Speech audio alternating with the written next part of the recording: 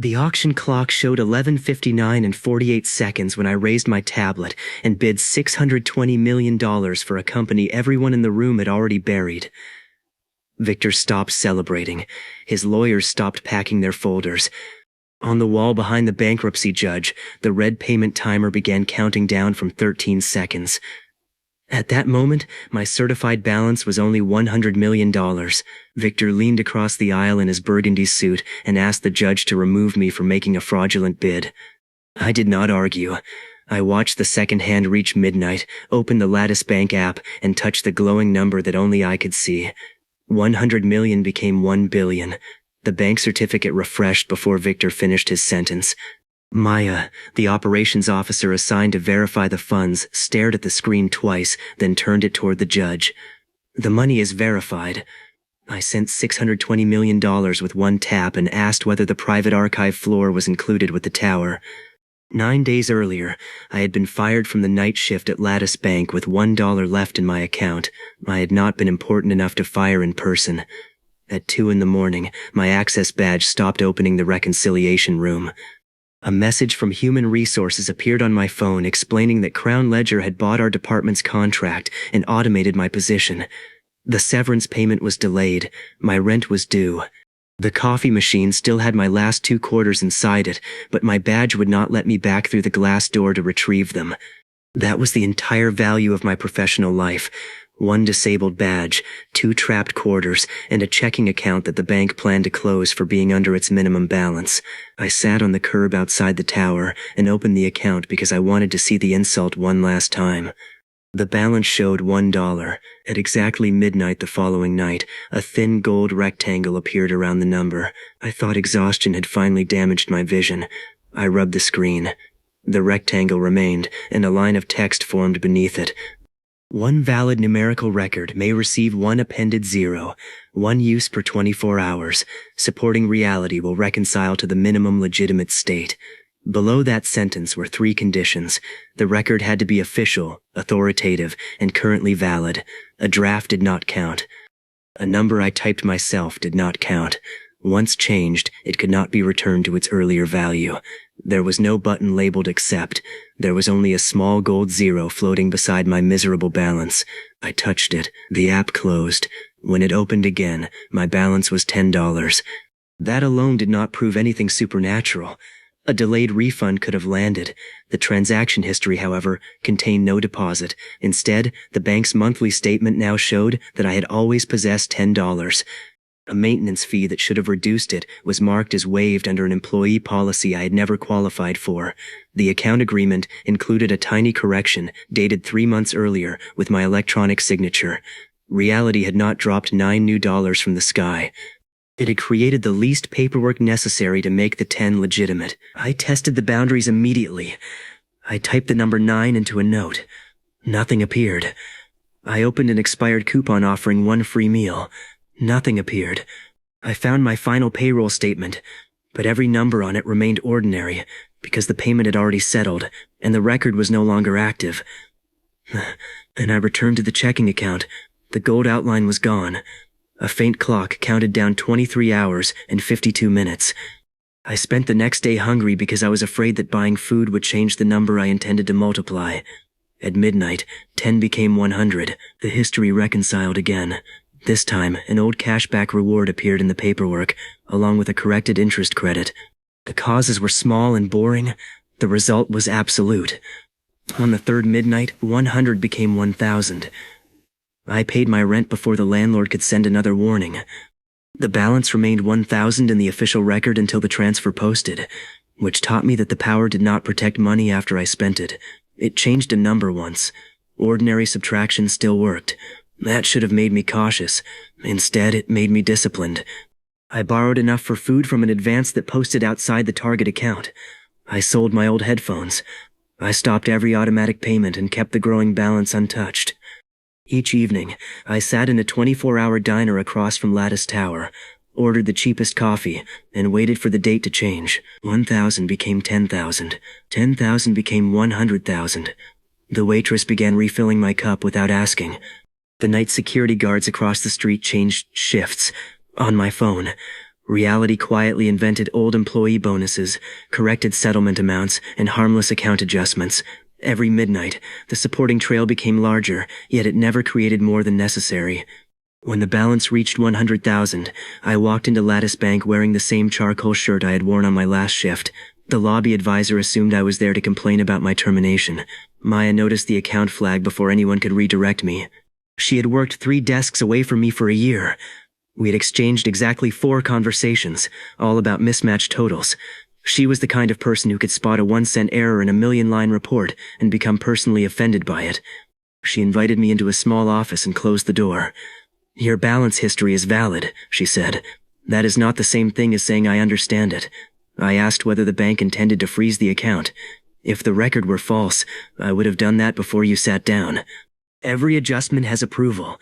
Every approval has an employee. Every employee remembers processing it." She turned her monitor slightly away from me, as if protecting the bank from my eyes, but none of them can explain why they processed it. That was my first warning that the power changed more than files.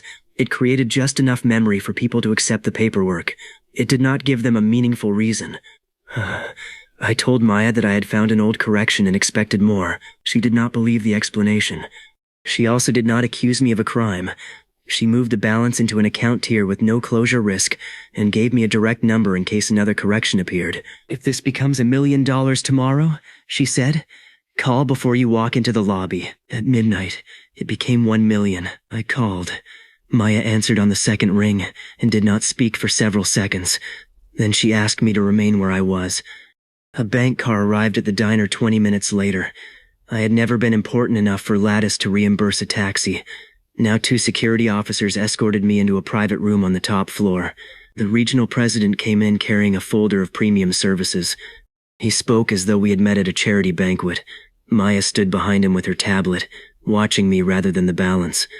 They wanted to know what I planned to do with the money. At that point, I had no plan beyond adding another 0. I told them I was considering an acquisition. The answer changed the room.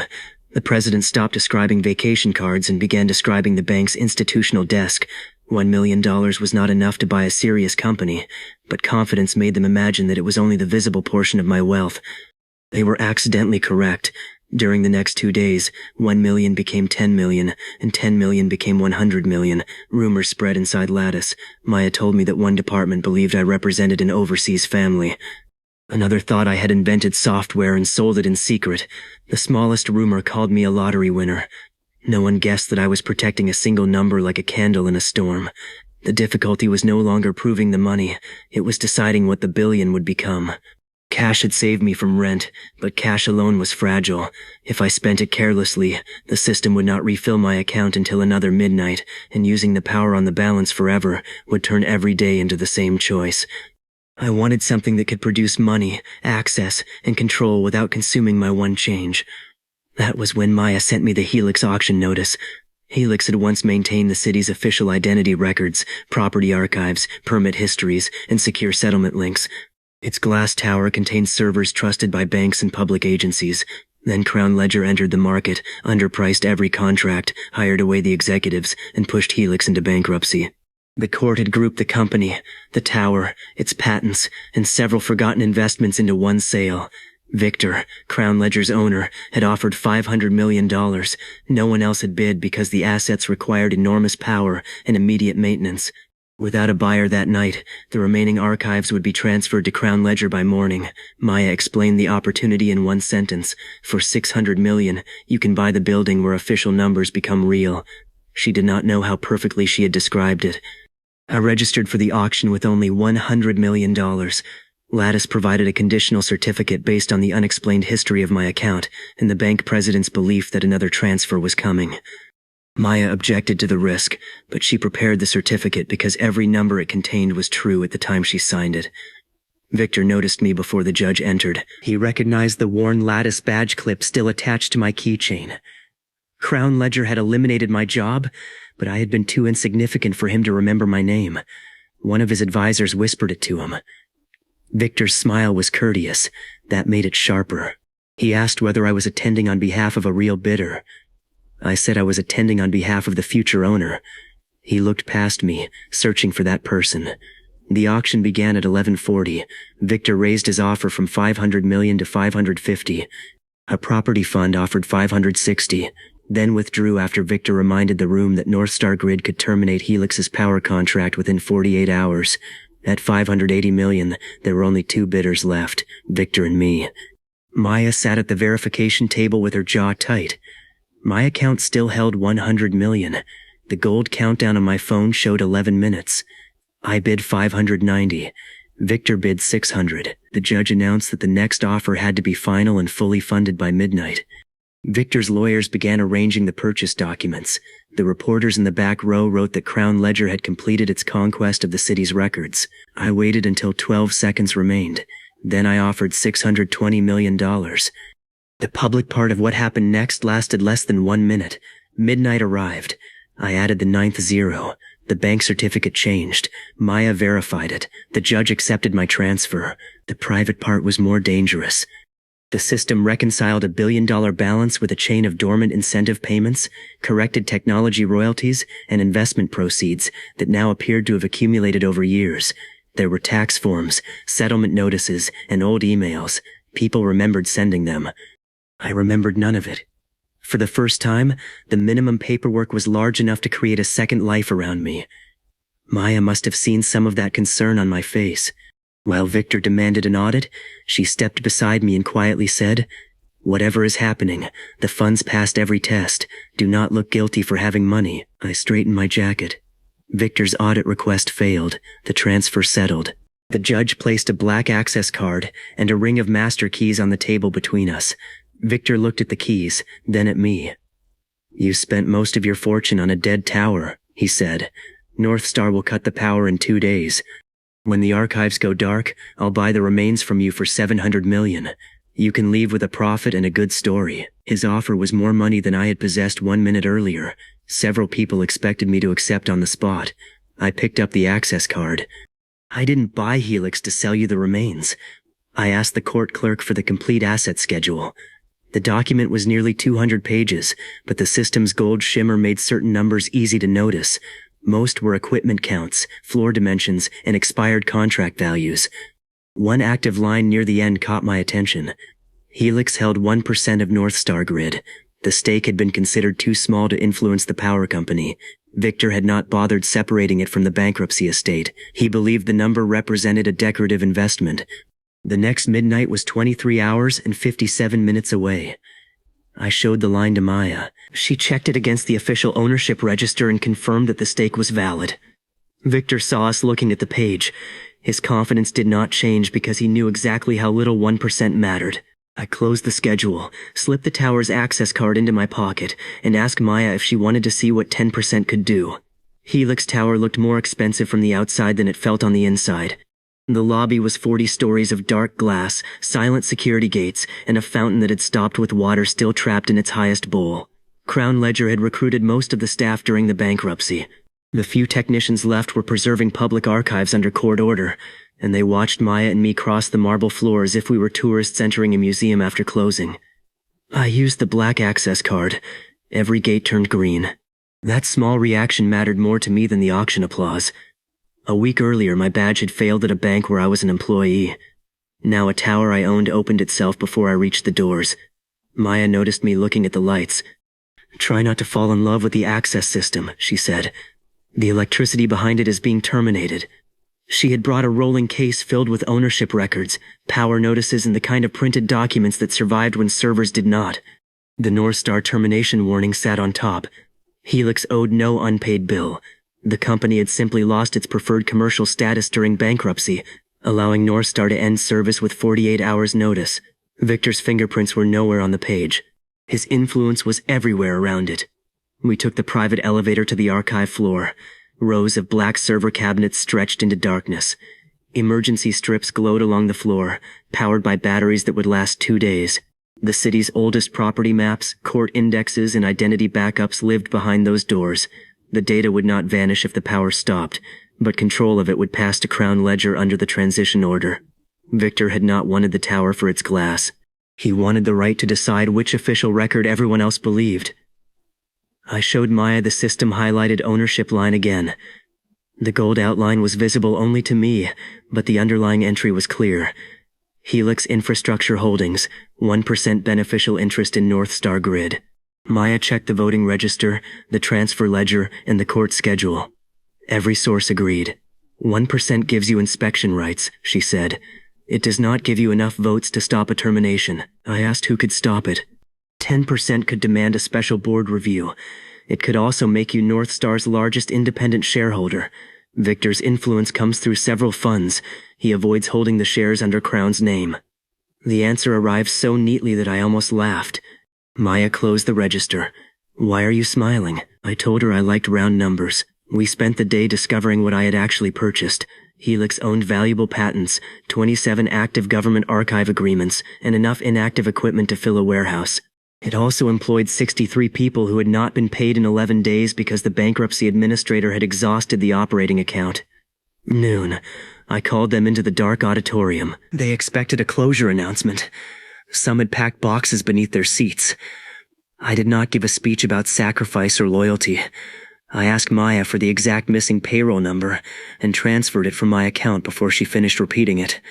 The employees' phones began vibrating across the room.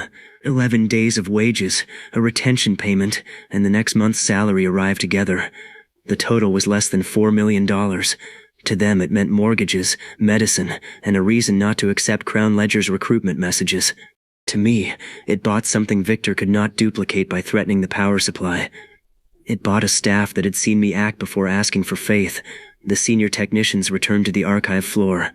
One of them restarted the fountain on backup power because, as he put it, a company with a billionaire owner should not look thirsty. By afternoon, 3 black North Star cars were parked outside. Their delegation carried the formal shut-off schedule. They were polite, cautious, and visibly uncomfortable. The power company did not want to destroy public archives, but Victor's proxies had already called an emergency vote for the following morning. Unless Helix could prove strategic shareholder standing, the termination would proceed. I asked whether my 1% gave me the right to attend. The delegation leader said I could observe from a separate room. And 10%? She glanced at Maya before answering. 10% would let you request the review yourself. That evening, Maya and I ate takeout at a conference table large enough for 30 directors. She had remained after the auction as Lattice's transaction representative. Every additional hour made that explanation weaker. I offered her a job. She did not ask for the salary. She asked what the job was. Make every number around me impossible to attack. Maya folded the power notice once along its existing crease. You are describing either a finance chief or an accomplice. Finance chief. That answer came too quickly. I offered 3 times her bank salary, direct authority over Helix's financial records, and the right to stop any transaction she could not verify. I expected the money to impress her. The final condition did. She said she would give Lattice notice after the North Star meeting, assuming we still owned a functioning company. At 11:50, we entered the archive vault. I had learned not to use the power casually. The official share register existed in several synchronized forms, but only one source was authoritative at any moment. Maya traced the active record to North Star's regulated ownership system and opened it through Helix's shareholder access. The number 1 appeared beside Helix. The gold outline surrounded the percentage, not the company name or the date. I considered the possible consequences. Changing cash had created payments and memories. Changing ownership could create purchases, board approvals, and counterparties. The system promised the minimum legitimate reality, not the most convenient one. To turn 1% into 10, someone else had to own less. Money might have to leave my account. Old decisions might become part of my history. For the first time, I wondered whether the power could create an obligation larger than the prize. Maya saw me hesitate. If you have a plan, she said, midnight would be a good time to share it. The countdown reached 0. I touched the gold 0. The vault lights went out. For 2 seconds, the only illumination came from the ownership screen. Then the emergency generators surged, every server fan spun at once, and the share register refreshed. Helix Infrastructure Holdings, 10%. My phone filled with notifications. The system had built the change from fragments already present in Helix's bankruptcy history. Years earlier, Helix had subscribed to a block of Northstar shares during a failed joint data center project. Most of the payment had supposedly been returned when the project ended. Reality now said the refund had never occurred. A dormant settlement account was credited to complete the purchase. Several institutions had sold small portions into the block, reducing no single holder enough to create an impossible gap. There were subscription agreements, transfer stamps, old board minutes, archived messages from executives who no longer worked for either company. My remaining cash stayed at $380 million because the purchase had happened in the rewritten past using Helix funds that had once existed. That was the cleanest result I could have hoped for. It was also the most unsettling. Maya's tablet chimed. She opened the new documents, and her face became very still. "I remember reconciling part of this settlement at Lattice," she said. I asked whether she had remembered it 5 minutes earlier. No. The answer hung between us. She looked at the 10% entry, then at me. I could see her selecting questions and rejecting all the ones that might make the night more dangerous. Finally, she said, "The power review starts at 8. You should sleep." That was the moment Maya stopped pretending I had merely found hidden money. She did not know the rule, but she knew reality was bending near me. Instead of running, she opened a new folder and began organizing the rewritten acquisition trail. Northstar's headquarters occupied a white stone building across the river. When we arrived the next morning, Victor's cars were already outside. Reporters had gathered because the mysterious buyer of Helix was about to watch his company lose power. An assistant directed me toward the observer room. Before we reached it, Northstar's president came through the boardroom doors carrying a revised shareholder list. He ignored the reporters, stopped in front of me, and extended his hand. "Ethan, Northstar welcomes its largest independent shareholder." Every camera moved. The assistant quietly removed the observer badge from my folder and replaced it with a board guest credential. Maya stood beside me with the complete transfer record, expression professional. Only I noticed that she had aligned the folder corners 3 times. Victor waited at the far end of the boardroom. A red folder sat open in front of him, containing the prepared Helix termination vote. He did not look surprised in the theatrical way people did in cheap dramas. He looked irritated that a rule he understood had changed without consulting him. The president announced that Helix's 10% stake entitled me to request an independent review. The termination vote could not proceed until the review concluded. Victor asked how I had acquired 9% of a regulated utility overnight. Maya answered before I could. "Helix acquired the stake years ago. The bankruptcy schedule understated it. We have supplied the complete official trail." That explanation was technically true and causally absurd. Every director opened the documents. Each approval led to another approval. Each payment matched. The deeper they searched, the more boring the legitimacy became. Victor closed the red folder. He changed tactics immediately. Instead of arguing about the record, he congratulated me. Crown Ledger, he said, would purchase the 10% stake for $900 million and guarantee Helix's archive transition. I could recover the cost of the tower, keep nearly $300 million in profit, and avoid the operational burden of reviving a dead company. The offer silenced the directors. $900 million for an asset I had acquired through one touch was tempting even after my billion-dollar balance. More importantly, accepting would leave me with $1,280 million in cash. I could multiply that account at future midnights and become absurdly wealthy without ever attending another board meeting. But Victor had revealed what the stake was worth to him. It was not worth $900 million because of dividends. It was worth that much because it could stop him. I turned the offer page around and slid it back. "I don't want your money." Victor's gaze moved to the directors, inviting them to recognize how foolish that sounded. I asked Northstar for a board observer seat, immediate protection for Helix's archives, and a long-term power agreement at the same preferred rate Crown Ledger received. One of the directors said the company could not give a bankrupt customer permanent capacity. Helix is not bankrupt anymore. I placed the court transfer certificate beside the 10% share register. $620 million had settled. 63 employees had been paid. The new ownership held more Northstar shares than any director in the room. The president proposed a 7-day negotiation period. Helix's power would remain active during it, and I would receive the observer seat while the utility evaluated a pilot contract. Victor opposed the motion. For the first time, his proxies hesitated. 9% of Northstar ownership had quietly shifted across their funds when reality reconciled my stake.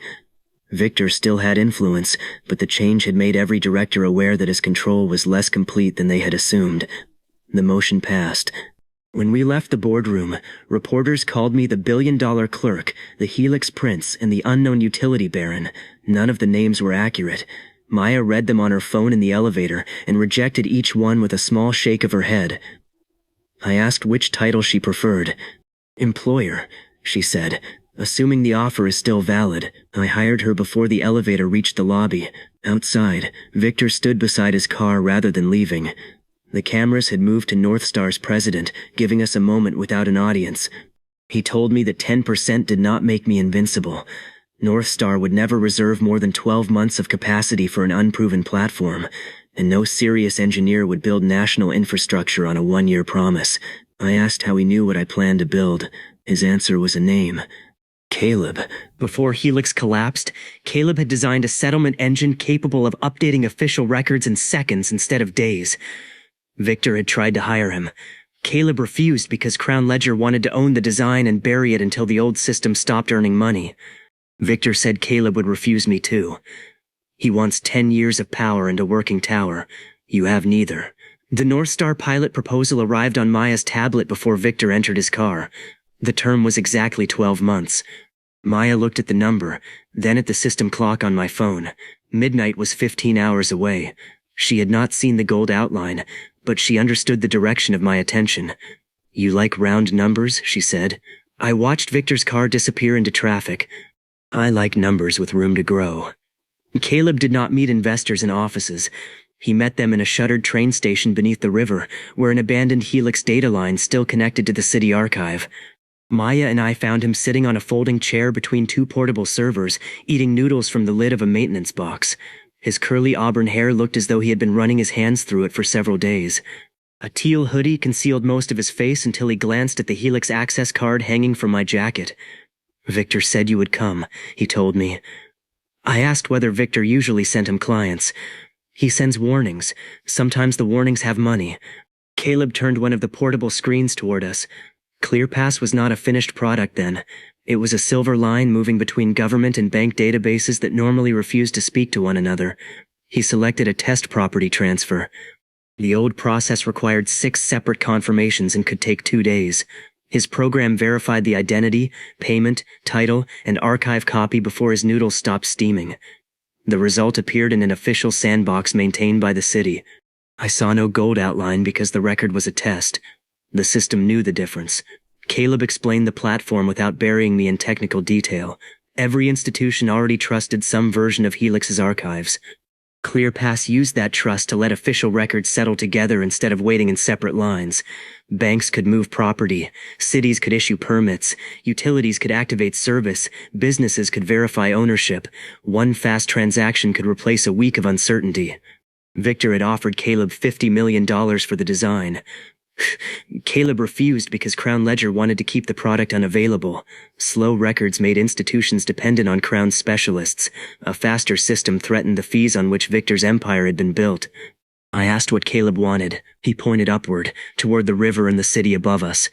Power that doesn't disappear after a pilot. 10 years. A real archive. Enough servers to prove this at scale. And equity, because I'm not selling another company the switch that turns me off. Maya opened the North Star proposal. We have 12 months. Caleb returned to his noodles. The refusal was not dramatic. He did not insult me or claim that my money meant nothing. He simply knew 12 months was useless. Institutions would spend most of that period evaluating the platform. Just as ClearPass became valuable, North Star could withdraw capacity and Crown Ledger could acquire the stranded product. I told him to visit Helix Tower at midnight. Will 10 years be there? 10 years will be in writing. He studied my face, searching for the reckless confidence of someone who thought a larger check could change a utility contract. Then he looked at Maya. She did not endorse the promise. She said, his unusual promises have a better settlement rate than they should. That was enough to make Caleb curious. The North Star negotiations occupied the rest of the day. The utility was willing to keep Helix alive, but every supplier expected Victor to regain control. Cooling companies demanded payment in advance. Equipment vendors refused long warranties. North Star's directors insisted on a $40 million security deposit for 1 year of reserved energy. Victor's influence made the terms expensive. My money made them survivable. When the directors asked whether Helix could transfer the deposit by the close of business, Maya sent it while they were still opening the payment instructions. $40 million left the account. A confirmation appeared on the conference room screen before the lead attorney finished describing default risk. The attorney closed that section of his presentation. North Star's president asked whether I wanted to negotiate the amount. No, I want the contract signed today. Speed unsettled people who were used to watching a buyer search for financing. I was still careful. Maya reviewed the agreement line by line, not because fine print was going to defeat Victor, but because the system required a real record. We could not alter a draft. We needed a 12-month commitment so official that every North Star database treated it as the source of truth. At 6 in the evening, both companies signed. North Star countersigned at 6:12. The contract entered its regulatory register at 6:40. The city archive copied it at 7. By 8, the term appeared on Helix's operating certificate. 12 months. The gold outline followed the number across every authoritative screen. Caleb arrived at Helix Tower carrying the 2 portable servers from the train station. He had not agreed to join. He wanted to witness what he assumed would be either a sophisticated financing trick or the fastest destroyed reputation in the city. We took him to the archive floor. The North Star contract glowed on a wall display. I showed him the active term, the $40 million deposit, and the power status panel confirming that Helix was safe for 1 year. You promised 10, he said. I promised 10 years would be in writing. Maya stood near the door with a new Helix employee badge clipped to her navy blazer. She had resigned from Lattice that afternoon. The bank president had offered to double her salary to stay. When she refused, he asked whether Ethan's money was real. She told him that was the least interesting question. At 11:30, we inspected the supporting records. I wanted to understand what reality might have to create. The contract's capacity reservation covered 1 archive floor and a limited development cluster. Turning 12 months into 120 months would not multiply the energy level, only the duration. North Star had generation rights extending beyond 10 years. Its public plans already assumed long-term industrial customers. The new term could fit into the world without inventing an impossible power plant. Maya had learned how to help without asking what I did. She synchronized the contract registry, utility account, and operating certificate, so the same authoritative number was visible in one secure room. Caleb leaned against a server cabinet. If you're waiting for midnight, he said, I should mention that clocks don't amend contracts. I told him not to blink. That sounded more impressive in your head. At 11:59, the gold 0 appeared. I selected the term. The change was quieter than the North Star stake. No lights failed. No alarms sounded. The digits simply shifted from 12 to 120. Then the tower came alive. Cooling pumps started beneath the floor. Server cabinets that had been disconnected during bankruptcy began running diagnostics. Across the river, North Star's capacity board reassigned long-term energy blocks. The system had not only extended a date, it had reconciled the physical preparations that the agreement required. 10 years of maintenance schedules filled Maya's tablet. North Star board minutes appeared from a meeting 3 years earlier, when the utility had supposedly approved a decade-long civic data partnership with Helix. The $40 million deposit was now recorded as the first part of a larger security arrangement that had been funded by old project credits. A public infrastructure filing described Helix as an anchor customer through the end of the following decade. The supporting history was not extravagant. It used abandoned plans, existing generation, and money already sitting in related accounts. Yet it changed the company's future more completely than adding $900 million to my balance would have. Caleb stopped leaning against the cabinet. He walked to the contract display and touched the glass. 120 months appeared beneath North Star's digital seal. When was this negotiated? Maya answered. Officially? Over several years. And actually? She looked at me. That question is above my current pay grade. My phone rang. North Star's president was calling from an emergency board session. He remembered approving the long-term partnership, but he could not explain why the agreement on his desk that morning had contained only 12 months. His legal team confirmed the 120-month term. Regulators confirmed it. Energy planners were already asking why anyone had questioned a commitment included in their 10-year schedule. Victor called 30 seconds later. He did not ask whether the record was valid. He said the contract had been 12 months when he left North Star. Then you should have made a better offer before you left, I said. That was the first time he accused me of cheating. I asked which document he intended to challenge. He had no answer. To attack the new contract, he would need to deny North Star's own board minutes, public plans, and capacity reservations. His proxies had acquired memories of approving the arrangement. Several of them were already telling reporters that the 10-year deal proved North Star's commitment to civic infrastructure. Victor ended the call. Caleb watched the dark phone screen. He offered me $50 million because he wanted to bury ClearPass, he said. How much are you offering? 8% of Helix and $6 million to build. Maya looked at me sharply. We had discussed a range, not the final number. Caleb laughed once. You just spent $620 million on the company. 8% is worth almost $50 million on that price alone.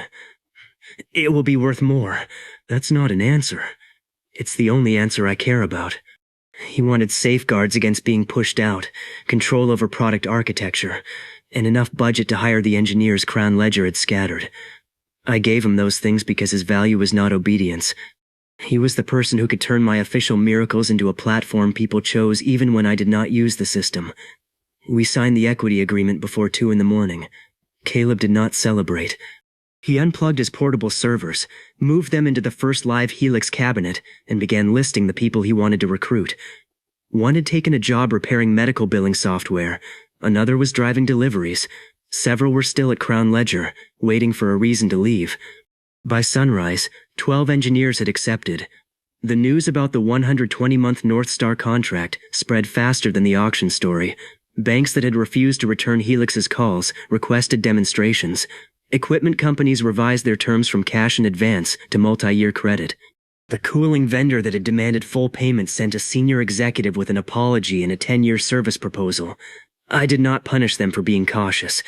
I selected the companies that could move fastest and paid enough in advance to make Helix their priority. The tower changed day by day. Temporary desks filled the old executive floors. Delivery trucks lined the underground ramp. The fountain ran continuously. Technicians replaced the bankruptcy notices with new access maps. Maya built the finance operation from the archive room because she trusted its logs. Caleb slept on a couch beside the development cluster and woke whenever ClearPass completed a new test. I moved into the private office at the top of the tower, but used it mostly for meetings. The penthouse view meant less to me than the status board showing active employees rise from 63 to 140. For 6 days I did not spend the midnight change. The system did not require daily use. Each unused midnight passed without accumulating another charge. I could not save several zeros and unleash them together. That limit forced patience, but it also protected me from treating every ordinary problem as supernatural. Caleb's team solved failures without miracles. Maya negotiated better terms without rewriting numbers. Helix's old technicians recovered archives Victor assumed were lost. Watching them work made me understand the system's best purpose. It should not replace a company. It should remove the wall that kept the company from becoming enormous. The next wall was physical. ClearPass performed perfectly inside one archive floor. It settled 1,000 synchronized test records in the time Crown Ledger needed to clear 10. But national deployment required more storage, cooling, and network separation than Helix Tower could provide. At a planning meeting, Caleb projected the capacity line against our available space. The line turned red before the first citywide launch. We need 10 times this floor, he said. Preferably yesterday. Helix's court purchase included 80,000 square feet of operating space. The rest of the block had been separated during bankruptcy. Crown Ledger shell companies controlled 2 adjacent buildings and most of the underground fiber access. Victor offered to lease 1 floor back to us at a price designed to make growth unprofitable. Maya presented 3 conventional options. We could build a data center outside the city in 24 months. We could pay Victor an extreme lease rate. Or we could limit ClearPass to a small premium product and surrender the national market. On the wall behind her, Helix's official occupancy certificate displayed the number 80,000. The system traced it in gold. Changing ownership had rearranged corporate history. Changing a contract had rearranged 10 years of planning. I stared at the floor space number and imagined what minimum reality would be required to make it true. Caleb followed my gaze. You're doing the midnight thing again. He still did not know the rule, but he had seen enough to give my silences a name.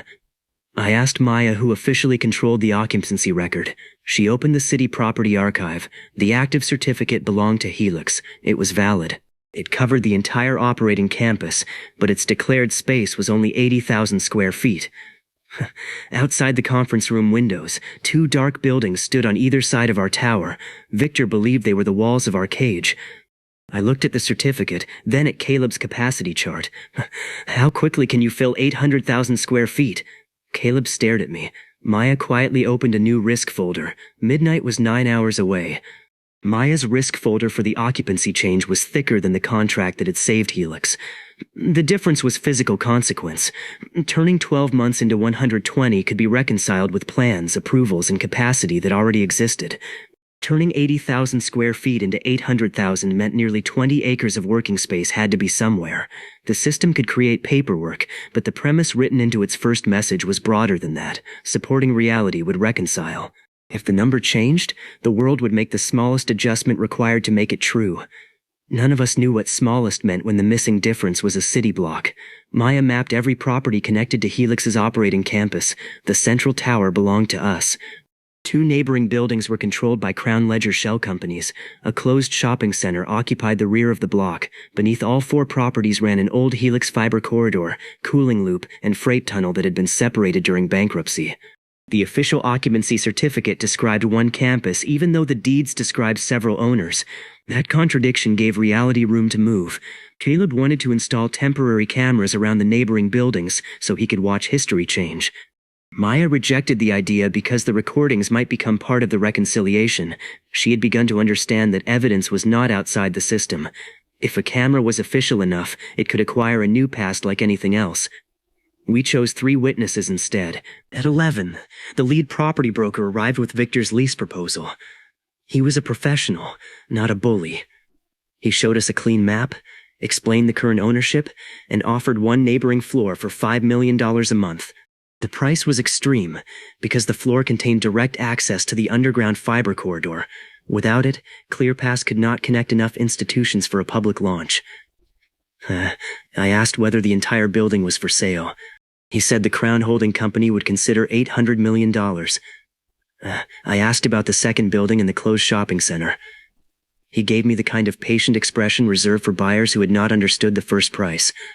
Together, the properties would cost more than $2 billion, assuming Victor agreed to sell. Maya thanked him and kept the proposal. The broker remained for midnight because transferring the lease immediately would earn him a commission larger than his annual salary. He did not care whether we were desperate. He cared whether we could pay. At 11:55, North Star's power meters, the city archive, and the Helix occupancy system all showed the same active certificate, operating campus, 80,000 square feet. The gold outline appeared. Caleb held a tablet displaying the live server capacity. Maya stood beside the property map. The broker kept Victor's lease agreement open on his laptop, ready for a signature.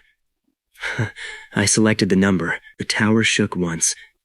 It was not an earthquake. It felt more like a train passing through the building, except the movement came from below and traveled outward. Lights ignited in the neighboring towers. The dead shopping center's rooftop signs went dark, then illuminated with a blue Helix emblem that had not existed 1 second earlier. The occupancy certificate refreshed. 800,000 square feet. The broker's property map changed while his hands were resting on it. The parcel lines around the Crown buildings vanished. One complete campus boundary surrounded the block. A stack of recorded transfers appeared in the city archive, showing that Helix had reacquired the 2 buildings during an earlier restructuring. The shopping center had supposedly been converted into a secure operations annex 3 years before the bankruptcy. The physical world followed the new record in terrifying detail. Through the windows, I could see enclosed bridges connecting our tower to both neighbors. They had emergency lights, security glass, and Helix badges printed on the doors. Workers were visible in offices that had been dark. Some turned toward us when our lights flickered, as if wondering why the executive floor was active so late. The underground status board showed 6 server halls, 3 cooling plants, and a fiber ring crossing the entire campus. Equipment leases filled Maya's folder. Maintenance histories appeared, insurance certificates, construction inspections, and employee assignments reconciled across dozens of institutions. The system had not invented 800,000 empty square feet. It had created the minimum legitimate history in which Helix had rebuilt and occupied the campus before collapsing under its later debts. That meant the equipment was old but real. The staff existed but had been scattered. The mortgages and leases existed too. Maya found the price before any of us finished processing the view. Helix now owed $90 million in deferred activation payments on the annex. The debt was not a surprise attack. It was the unpaid portion required to make the property history legitimate. We also possessed assets worth several times that amount. I authorized the payment. $90 million left my account, reducing my liquid cash to roughly $250 million. In return, every deferred lease cleared, the campus liens released, and 800,000 square feet became fully operational property under Helix control. The broker's laptop chimed. His $5 million lease proposal had become an old draft for property Crown had never owned. The sale maps he had presented were replaced by a title report showing Helix as the long-standing owner. He reread the document, then looked through the window at the connecting bridge. "I remember touring that bridge last year," he said slowly. Maya asked whether he had remembered it before midnight. He could not answer. The effect frightened him, but his professional instincts remained stronger. He searched the new history for his role and discovered that his firm had brokered several of the old equipment leases. A commission statement appeared in its archive. "Apparently," he said, "I have already been paid." I handed him the title map and asked him to confirm that the entire block belonged to Helix. He did. Then I asked him to deliver a copy to Victor with my thanks for the lease offer. The broker left carrying a map that erased two of Victor's companies from local property history. Caleb did not move for almost a minute. When the shock passed, it became velocity. He ran across the new bridge before security finished recognizing his badge. I followed with Maya. The first neighboring building contained rows of dormant servers under dust covers, a network control theater, and cooling systems preserved at standby. Caleb pulled the cover from one cabinet and laughed when the diagnostics turned green. "You didn't find space," he said. "You found the launch." The rewritten history had given us old capacity. It had not given us a modern product. ClearPass still belonged to Caleb and the team he had assembled in the real sequence of events. That distinction mattered. The system had built the stage. Our people still had to perform. For the next 3 weeks, Helix worked around the clock. We hired back former engineers who now remembered maintaining the annex but also remembered leaving during bankruptcy. They returned because the power contract was secure and Caleb's product was real. Maya offered contracts quickly, but she refused to let the strange history excuse weak controls. Every new employee, purchase, and account after the change was recorded normally. Caleb assigned separate halls to banks, city agencies, and commercial users. He stripped the old server cabinets, installed new processors, and used the underground fiber ring to connect 27 institutions. The product name came from a technician who said the platform cleared every official gate in one pass. ClearPass. I liked it because the name explained the benefit before anyone saw a presentation. Victor responded by calling the campus acquisition fraudulent. His lawyers filed challenges with the city archive, property court, and North Star. Each challenge failed for the same reason. The records did not merely agree. People across those institutions remembered the construction and transfers. He then sent experts rather than lawyers. Crown Ledger announced that ClearPass could not safely settle official records at scale. Its public demonstration team requested a side-by-side test before banks, city departments, and the press. Victor expected me to refuse because Helix had been alive for less than a month. Caleb accepted before asking me. I gave him the largest auditorium in the annex and told Maya to invite everyone who had rejected our calls during bankruptcy. The launch became the first time I spent serious money on spectacle. We restored the plaza between the buildings, covered the connecting bridges in blue light, and replaced the faded Helix sign with letters 3 stories tall. Banks received black metal invitations that doubled as secure test credentials. City officials arrived through the old shopping center entrance and found a glass operations hall where closed stores had supposedly stood. The night before the demonstration, I walked the campus alone. Weeks earlier, I had waited outside Lattice because my badge could not open one door. Now 800,000 square feet recognized my approach. Elevators descended before I called them. Security staff addressed me by name. The restored fountain in the main lobby reflected the new sign across the glass. I could have bought a mansion, a fleet of cars, or a private island with the cash still in my account. The campus gave me a better feeling than all three. It was a machine that converted my one impossible advantage into something visible, employable, and difficult to take away. On launch morning, Victor arrived with 12 Crown Ledger specialists and a portable archive node. He wore a navy suit instead of burgundy, a small change that told me he wanted the day to look technical rather than personal. His team would process 1,000 complex records using Crown's current system. ClearPass would process the same synchronized set. Independent monitors would check accuracy, security, and final settlement. Victor's lead expert estimated Crown would finish in 40 minutes. Caleb changed the test. He proposed 10,000 records for Helix. The audience murmured because the comparison looked reckless. Crown had years of regulatory experience. ClearPass had never handled a live public batch. If one settlement corrupted another, every institution watching would close its trial. I asked Caleb whether the platform was ready. "It was ready at 1,000 last week," he said. "Today I want them to understand the distance." I approved the change. At the signal, both systems began. Crown's display filled with familiar progress bars. Specialists verified exceptions and moved batches through checkpoints. The process looked careful and respectable. ClearPass displayed a map. 10,000 silver points entered from banks, permit systems, utilities, and property archives. They converged in the center, verified one another, and turned blue. For 7 seconds, nothing appeared to happen. Victor relaxed. Then every point flashed green. Settled, 10,000. Crown's counter showed 43. No one cheered immediately. The result was too abrupt. Independent monitors began checking samples. A bank executive tested a title transfer from her own tablet. The property archive confirmed it. A utility activated service against the new ownership. The tax record copied correctly. ClearPass had not simulated speed. It had completed the official chain. Phones emerged across the auditorium. Koleb stayed beside the console, watching for faults instead of reactions. Maya opened the Enterprise Trial dashboard. Requests rose from dozens to hundreds. By the end of the demonstration, 1,200 institutions had applied for access. Victor's specialists stopped their own test with the counter below 100. He came to the Helix console and asked whether I had altered the result.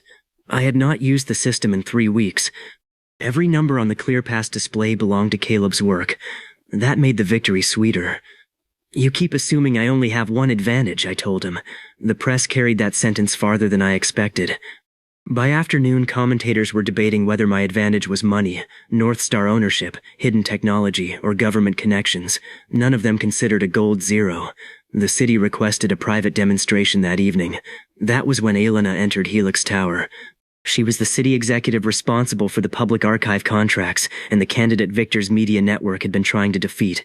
Her white suit and cobalt blouse made her recognizable before the security desk verified her identity. She moved through the building without a crowd, accompanied only by official security waiting outside the meeting room. Elena did not congratulate me on the auction or the campus.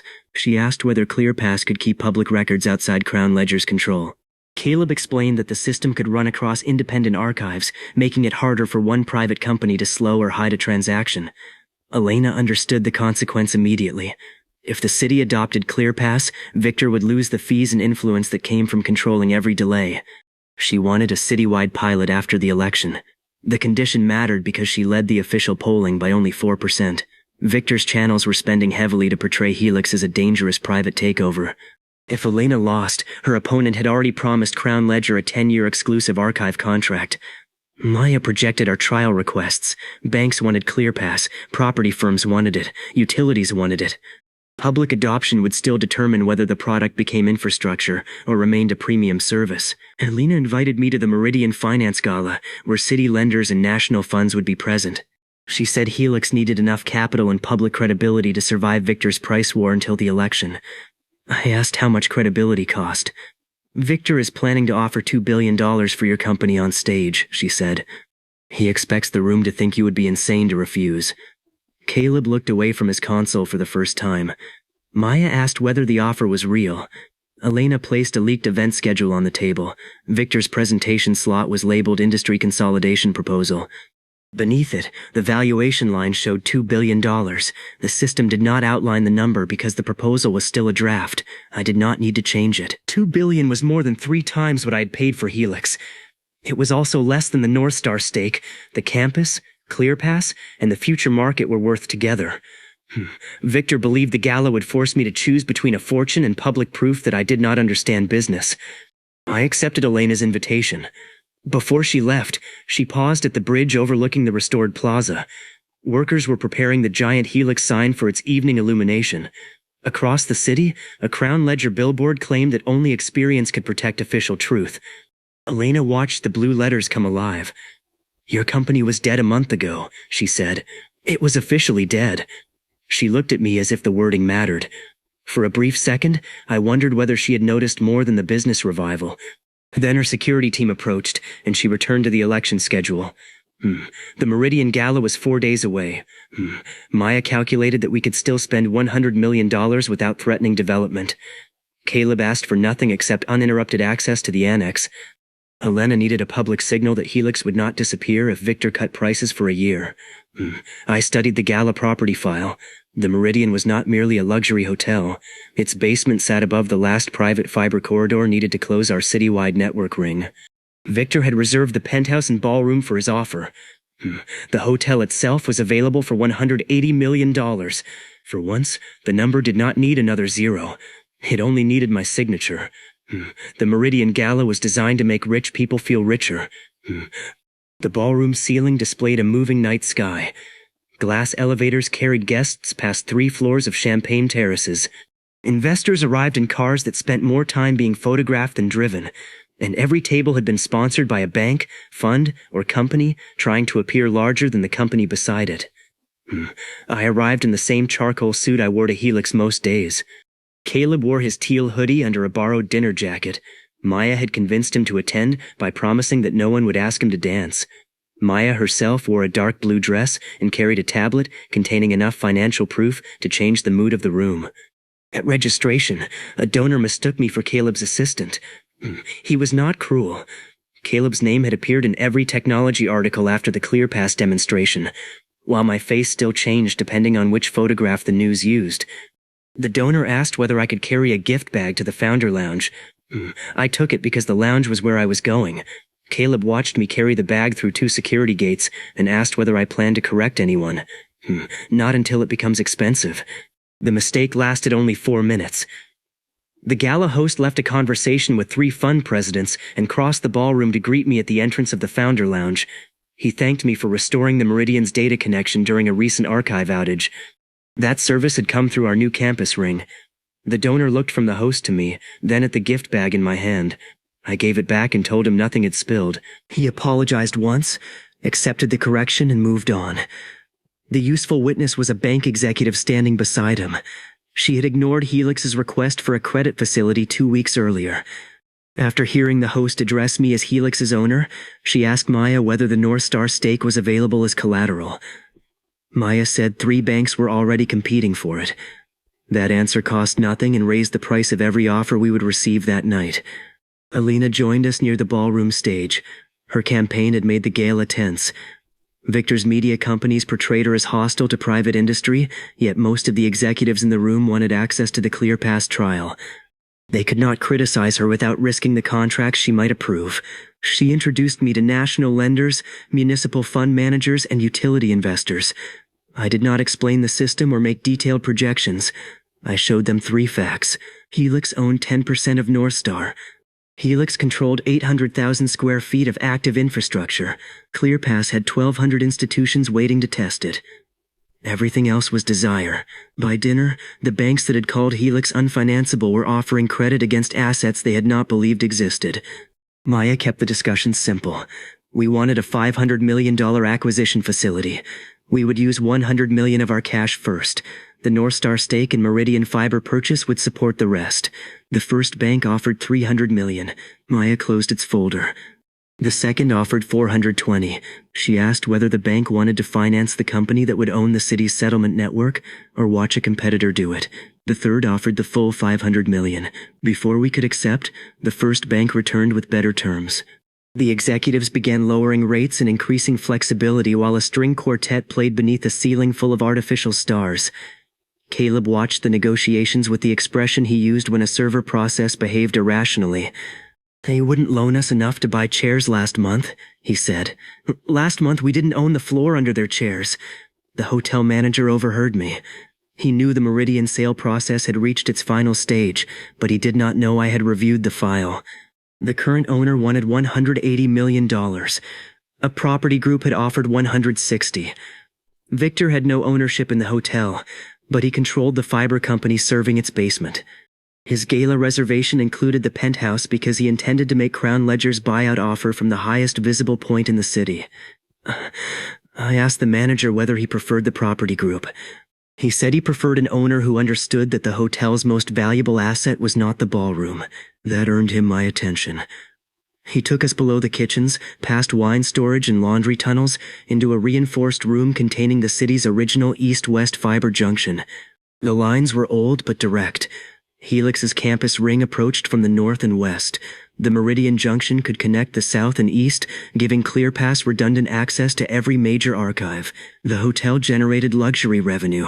The basement generated control. I told Maya to prepare the purchase using $100 million in cash and $80 million from the acquisition facility. She did not ask whether I wanted the penthouse. She asked whether the fiber rights transferred with the deed. The manager smiled.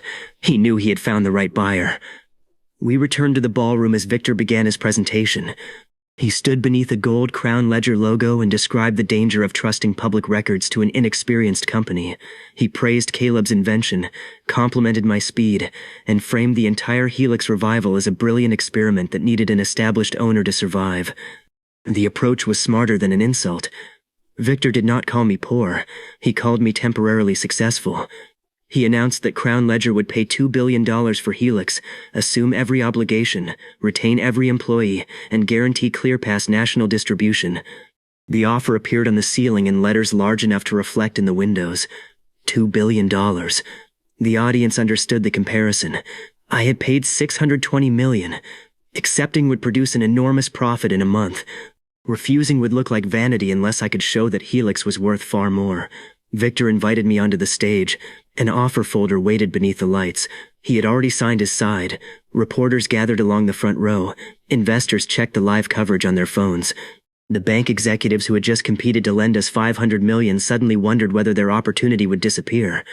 Victor spoke quietly while the applause faded. You can be a billionaire without pretending to run an industry. I looked at the acquisition price, then at him. I was a billionaire before breakfast on the day I bought Helix. The microphones carried the sentence through the ballroom. I turned to the audience and explained why $2 billion was too small. I did not give them a financial lecture. I pointed through the ballroom windows at the blue Helix sign across the city. I told them about the 10-year North Star contract, the 800,000 square foot campus, and the 10,000 records ClearPass had settled in seconds. Then I announced the $500 million acquisition facility our lenders were finalizing that night. Victor had expected me to need his money. Instead, banks and his audience were competing to fund my purchases. I closed the offer folder without signing it. Helix is not for sale. Victor did not argue. He let the room react, confident that refusal alone did not prove value. That was when Maya walked to the stage. She announced that the city's 3 largest banks had approved the acquisition facility, subject only to final selection. She named the North Star stake as security and invited any institution interested in ClearPass distribution to meet us in the Founder Lounge. The bank executives began moving before she stepped down. Caleb's trial dashboard appeared on the ceiling. Applications had passed 2,000 during Victor's speech. The audience's attention shifted away from the offer and toward access. Victor's folder remained on the table like a meal no one wanted. I could have ended the evening there. Refusing $2 billion in front of the city's financial elite already created the status jump Elena wanted. But the hotel purchase was ready. The manager approached the stage carrying a black deed case. The Meridian's current owner had accepted my full $180 million offer because it contained no delay and preserved the staff. Maya signed the selected bank facility. $100 million left Helix's account. $80 million came from the new line. The deed transferred before dessert. The hotel screens briefly went dark, then returned with a private ownership notice required for the transaction. Helix Infrastructure Holdings. The manager removed Victor's penthouse control card from the event desk and replaced it with a new set of owner credentials. He did not throw Victor out. The gala contract remained valid, and I had no interest in repeating the kind of petty disruption Victor preferred. Instead, the manager asked me where I wanted the ownership signing to take place. The basement. Reporters laughed because they assumed it was a joke. I told them the meridian contained the fiber junction that completed Helix's city ring. The hotel, ballroom, penthouse, and underground corridor had changed hands together. The luxury property was useful, not symbolic. That made the purchase feel larger. Victor had arrived planning to buy my company. I had bought the building around his offer. The host invited me to the penthouse after the gala. I declined until Caleb finished testing the new fiber route. At 1 a.m, clear past traffic traveled through the Meridian basement and returned to Helix without touching Crown Ledger's network. Only then did I ride the glass elevator to the top. The suite covered half a floor. Its windows looked over the Helix campus, the North Star building across the river, and the Meridian Plaza below. A tray of unopened champagne waited beside Victor's canceled welcome card. Caleb claimed a couch and used the coffee table as a network station. Maya stood at the windows reviewing the final transactions. Elena arrived after completing 3 campaign interviews. I opened the champagne. Maya gave me the updated numbers. The hotel purchase reduced our free cash to about $150 million after ongoing expansion costs. The acquisition facility gave us $500 million in total capacity, of which $80 million was drawn. Our 10% North Star stake remained intact. ClearPass trials had crossed 2,600. Analysts covering the gala now estimated Helix at $8 billion. I had refused $2 billion and gained $6 billion in public value before the elevator reached the penthouse. Valuation was not cash. Maya made that clear. We could not spend the new estimate, but status had practical effects. Suppliers extended credit, banks returned calls, institutions joined trials because other institutions were joining. Money had become reputation, and reputation was becoming distribution. Elena watched the celebration from the window without drinking. Her campaign phone kept vibrating. Victor's media channels had already cut clips of my rejection to suggest that Helix planned to control city records for personal profit. They had also released a series of reports claiming ClearPass would expose private data, raise public fees, and make Elena dependent on an unstable billionaire. The claims contradicted one another. Repetition made them effective. Elena's lead remained 4%, but her advisors expected it to fall. She asked for the room. Caleb carried his laptop to the bedroom without complaint. Maya stayed because finance had become part of every serious conversation. Elena placed a paper folder on the table rather than using a screen. Inside were timelines. The Helix auction had closed just after midnight. North Star's ownership register had changed just after midnight. The 120-month contract had appeared just after midnight. The 800,000 square foot campus history had reconciled just after midnight. Elena had not guessed the exact mechanism, but she had identified the pattern more completely than Maya or Caleb had admitted aloud. Victor is looking for this too, she said. I asked what she wanted. The truth before he finds it. Maya looked at me. Her expression contained no fear, only a decision she had been postponing since the North Star register changed in front of her. I could have denied everything. Elena's folder was evidence of timing, not cause. The system had made every official record legitimate, but the election was now a structural barrier. Without Elena, Victor would receive an exclusive city contract and close public archives to ClearPass. I needed her authority. More importantly, she needed to understand the danger before I changed anything connected to millions of people. I told Elena to meet me in the Meridian's basement at 11 the following night. Why the basement? Because you brought paper, and I trust you more for it. She left without pressing further. Maya remained beside the open folder. Are you going to tell her? She asked. I said I was going to show both of them. For the first time since I touched $1, I explained the rule to another person. I told Maya about the gold outline, the authoritative record requirement, the appended 0, the 24-hour limit, and the way reality created the minimum legitimate history. I described the rejected note, the expired coupon, and the inability to accumulate skipped uses. She listened without interrupting. When I finished, she walked to the minibar, removed a bottle of water, and checked its printed volume. Can you turn this into 10 bottles? No. Inventory labels are not authoritative enough unless they are active official records, and the power appends a 0 to the number. It doesn't duplicate whatever I'm holding. She put the bottle back. Good. I asked which part of the explanation made that good.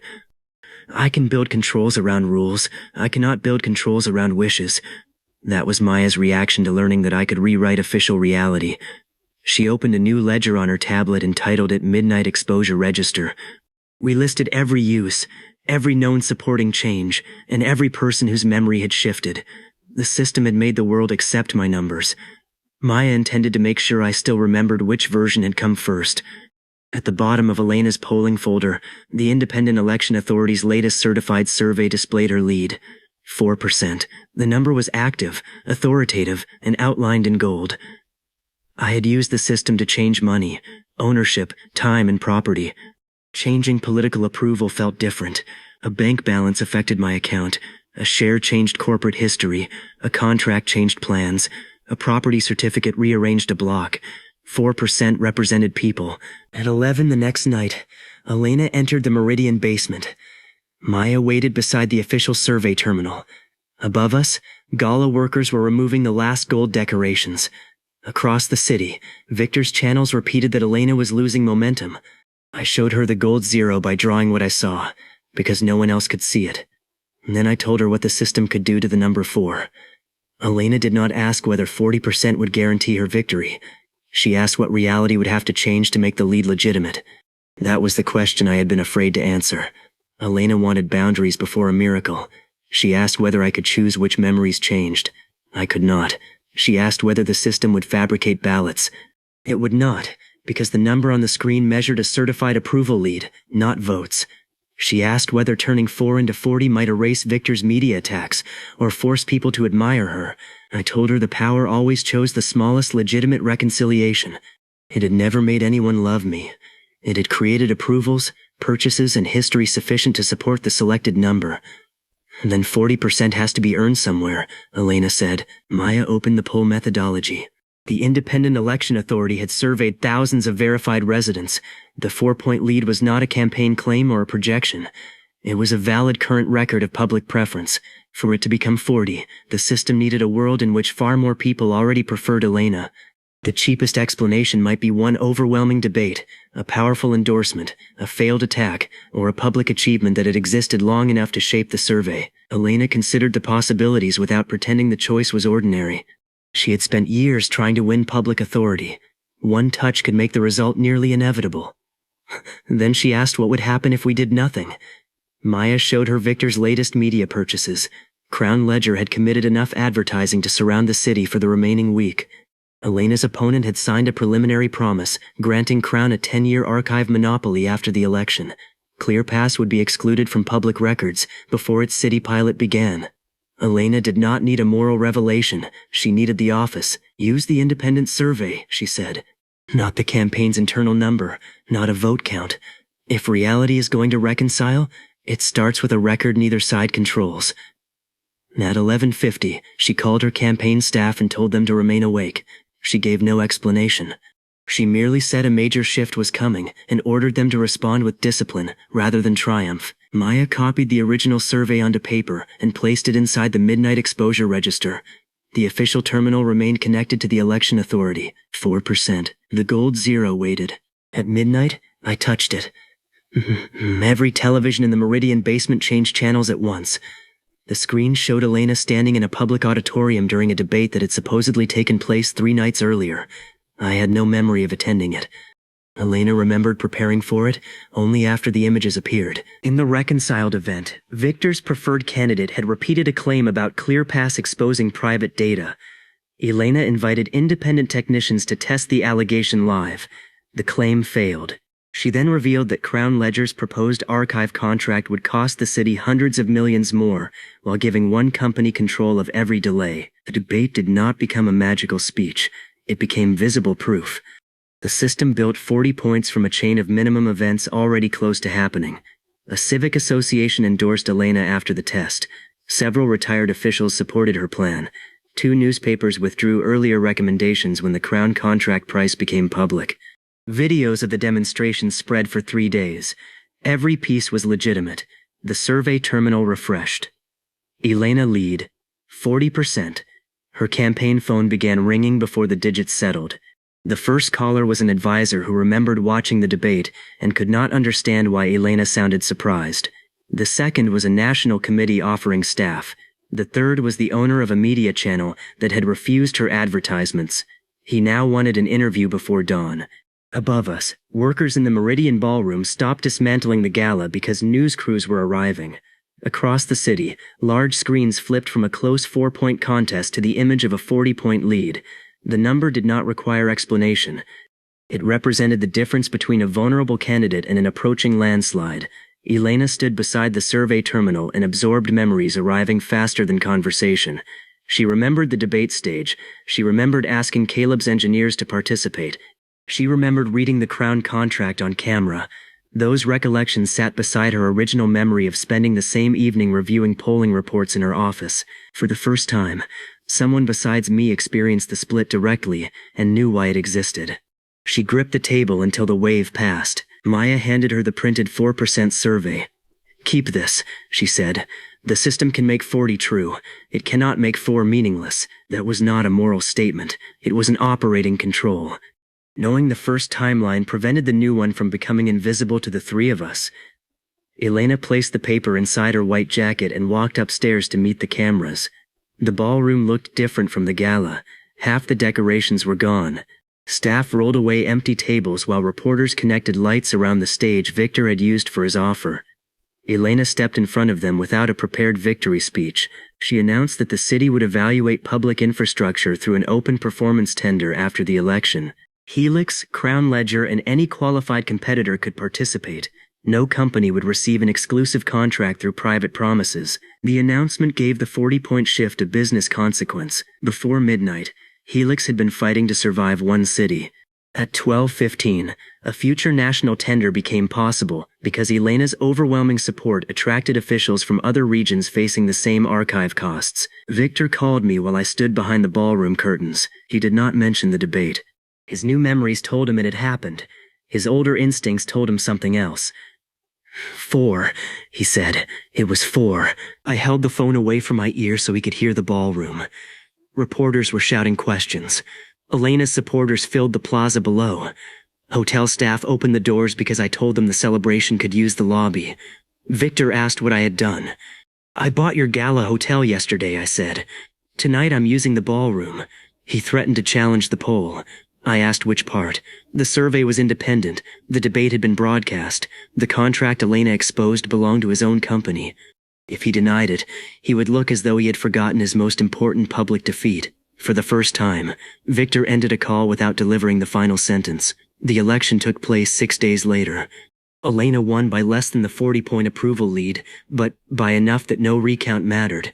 The result did not teach the city a lesson. It removed Victor's political blockade and opened a market.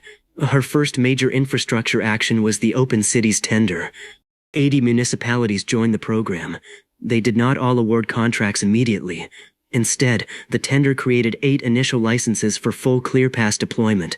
Each successful city would serve as proof for the rest. Helix had to compete for those 8. That condition mattered to Elena. She had accepted a changed approval number, not a private gift to my company. Crown Ledger could bid. So could 2 regional archive providers. The performance rules favored speed, cost, and independence, all areas where ClearPass was strong. Caleb did not care about the politics. He cared that the specifications allowed his platform to demonstrate real settlement at metropolitan scale. He moved into a glass control room inside the annex and built deployment images for 8 different city systems. Maya cared about the deposit schedule. Winning all 8 would require Helix to commit nearly every dollar of its remaining free cash before public payments arrived. I cared about what happened after 8. The company could prove itself without the system. Yet 80 participating cities represented the national network I had imagined when the tower was still dark. Victor knew that too. He stopped trying to discredit ClearPass technically. Instead, he bought suppliers. Cooling equipment disappeared from the market. Secure hardware orders were delayed. Crown Ledger offered city officials free transitions if they rejected Helix. The offer was not irrational. Victor could afford to lose money for a year to preserve control of the network. Our response used wealth differently. I authorized advance purchases for 2 years of critical equipment. Maya used the Meridian Hotel as collateral for temporary logistics. North Star, influenced but not controlled by us, reserved enough power under the 120-month contract. Caleb redesigned the deployment so ordinary regional hardware could run ClearPass instead of waiting for one specialized supplier. Every obstacle acquired a visible answer. At the first tender demonstration, Crown Ledger offered lower fees. ClearPass processed the city's property backlog before Crown finished importing it. At the second, Victor's representatives claimed Helix lacked support staff. Maya displayed contracts with hundreds of former Helix and Crown technicians who had joined us after the campus reopening. At the third, a cautious city demanded proof that I could finance 8 deployments at once. I transferred the required deposit from the acquisition facility during the meeting. The confirmation appeared on the tender screen before the city finished reading the condition. The competition did not repeat one humiliation. Each city tested a different capability: speed, staffing, power, security, public access, recovery, cost, and interoperability. Helix won because the money, campus, contract, and product reinforced one another. By the final hearing, even Victor stopped pretending we were a temporary revival. He came to watch the license results in the National Archive Hall. 8 vertical panels represented the initial cities. Crown Ledger's logo occupied 3 prediction boards. Helix occupied 5. The actual award placed Helix on all 8. Caleb's reaction was not celebration. He photographed the panels and sent the image to the engineers who had worked in the abandoned train station. Maya calculated the deposits. Elena announced that deployment would begin immediately. I looked beyond the 8 active panels at the 72 gray ones waiting behind them. The official National License Register displayed our result. Approved jurisdictions, 8. The number glowed gold. Victor was watching me rather than the screen. He approached while reporters gathered around Elena. Every impossible change happens around midnight, he said. Your auction. North Star, the contract, the campus, her lead. He had found the cadence. He still did not know the number rule, but he no longer believed I merely possessed hidden documents. He had placed private analysts on banking records, property archives, utility systems, and election feeds. The night of the award, every obvious figure connected to Helix would be monitored. Victor told me he expected another miracle. 8 cities are not enough for you. I asked whether they were enough for him. His smile returned. 8 are all you will get. He had filed appeals that would delay the remaining 72 licenses for a year. He had acquired options on deployment suppliers. He had also persuaded the Archive Authority to hold the 8-city award in a secure system with continuous external backups. Victor wanted to see which record changed at midnight.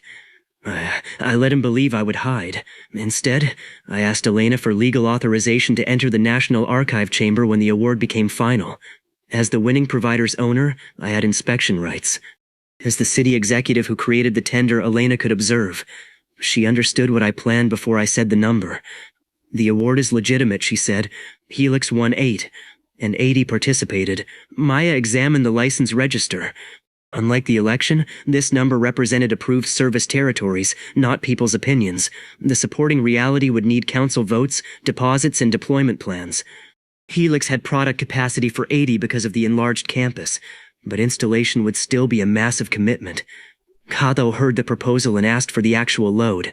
80 city launches would increase ClearPass users from hundreds of thousands to roughly 18 million. His current network could handle it, but only if every new data hall activated. He requested final permission to spend most of the remaining build budget on expansion. I approved it. Maya calculated the cash effect. Public deposits from 80 licenses would eventually bring $800 million into Helix, but obligations would rise with them. The company would become richer and busier at the same moment. It was exactly the kind of consequence I wanted. At 11:30 on award night, the National Archive Hall closed to the public. Victor's observers occupied a glass room above it. They could monitor the award value, Helix's contract price, our bank balances, and the tender deadline. He assumed I would alter one of those obvious numbers. Elena entered with official authorization. Maya carried the midnight exposure register. Caleb remained at Helix, surrounded by engineers waiting to activate the entire campus. The license panel showed 8 blue cities, 72 remained gray. I stood where Victor could see me through the glass and opened the authoritative register. He lifted his phone, ready to record which number I touched. The gold 0 appeared only to me. 10 seconds before midnight, I turned away from every financial screen. I selected the number of approved jurisdictions. The hall lights changed from white to blue. 8 became 80. For one breath, the map remained still. Then blue spread across the country, city after city illuminated. not as future participants, but as active Helix licenses. Council approvals populated the archive. Deployment schedules appeared. Public deposits began moving. Officials across 80 municipalities remembered voting after watching our performance trials. Above us, Victor's observers checked the contract price, the bank balance, and the deadline. All of those numbers remained unchanged. By the time Victor realized I had altered the size of the market, 72 additional mayors were calling Helix. Elena looked at the national map, then at me. You just turned a pilot into infrastructure. My phone showed the first deposit. Then the second, then dozens more. At Helix Tower, every dark data hall lit at once. Caleb's user counter began accelerating toward 18 million. Maya's finance dashboard climbed from $150 million in liquidity toward nearly $1 billion as scheduled public deposits settled. Through the glass above us, Victor stopped watching the midnight clock. He watched the whole country turn blue. The freeze arrived at 6 the next morning. Helix's operating account had reached $950 million as municipal deposits settled. Maya was scheduling payments to equipment suppliers when every transfer stopped. A national regulator issued a 7-day preservation order, claiming the impossible expansion from 8 licenses to 80 required investigation. The order did not cancel the licenses. It trapped the money needed to fulfill them. Victor appeared on Crown Ledger's morning channel before Helix received the complete notice. He told viewers that a company unable to explain its own contracts should not control public infrastructure. Behind him, a red countdown showed how many hours remained before our first supplier deadlines. He had finally attacked the part of reality the system did not protect automatically. The 80 licenses were legitimate. The deposits were legitimate. The freeze was also legitimate until a hearing removed it. If we missed payments during those 7 days, vendors could cancel, employees could leave, and cities could invoke performance clauses. For the first time since the auction, multiplying the operating balance would not help. The number was locked under government authority. Even if the gold outline had appeared, adding a 0 to frozen money would create more money I could not move. Victor called the private line in my Helix office. He did not ask for the company. He asked for the midnight power. I know you change official records, he said. I don't know how, but I know when. Give me the mechanism. The preservation order disappears. You keep 10 cities. I keep the rest. His offer revealed both his fear and his limits. If Victor truly understood the system, he would not have demanded an explanation. He wanted me to become the tool he could not operate himself. I looked through the office glass at 80 deployment teams assembling in the plaza. You offered $2 billion for Helix when you thought it was smaller, I said. Now you're offering 10 cities. I'm offering survival. I ended the call.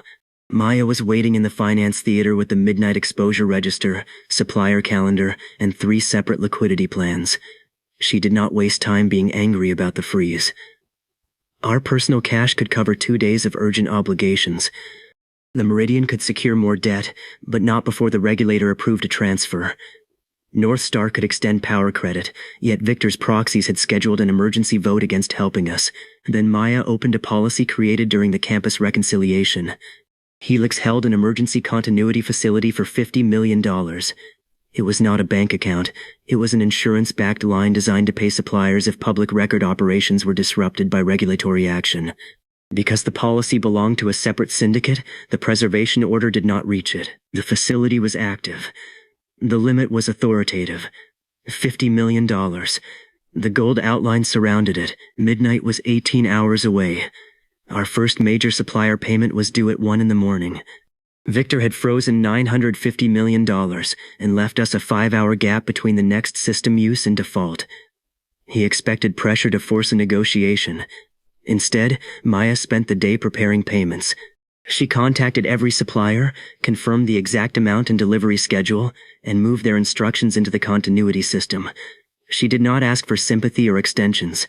She told them Helix would pay on time through an alternate facility. Some believed her because of the gala.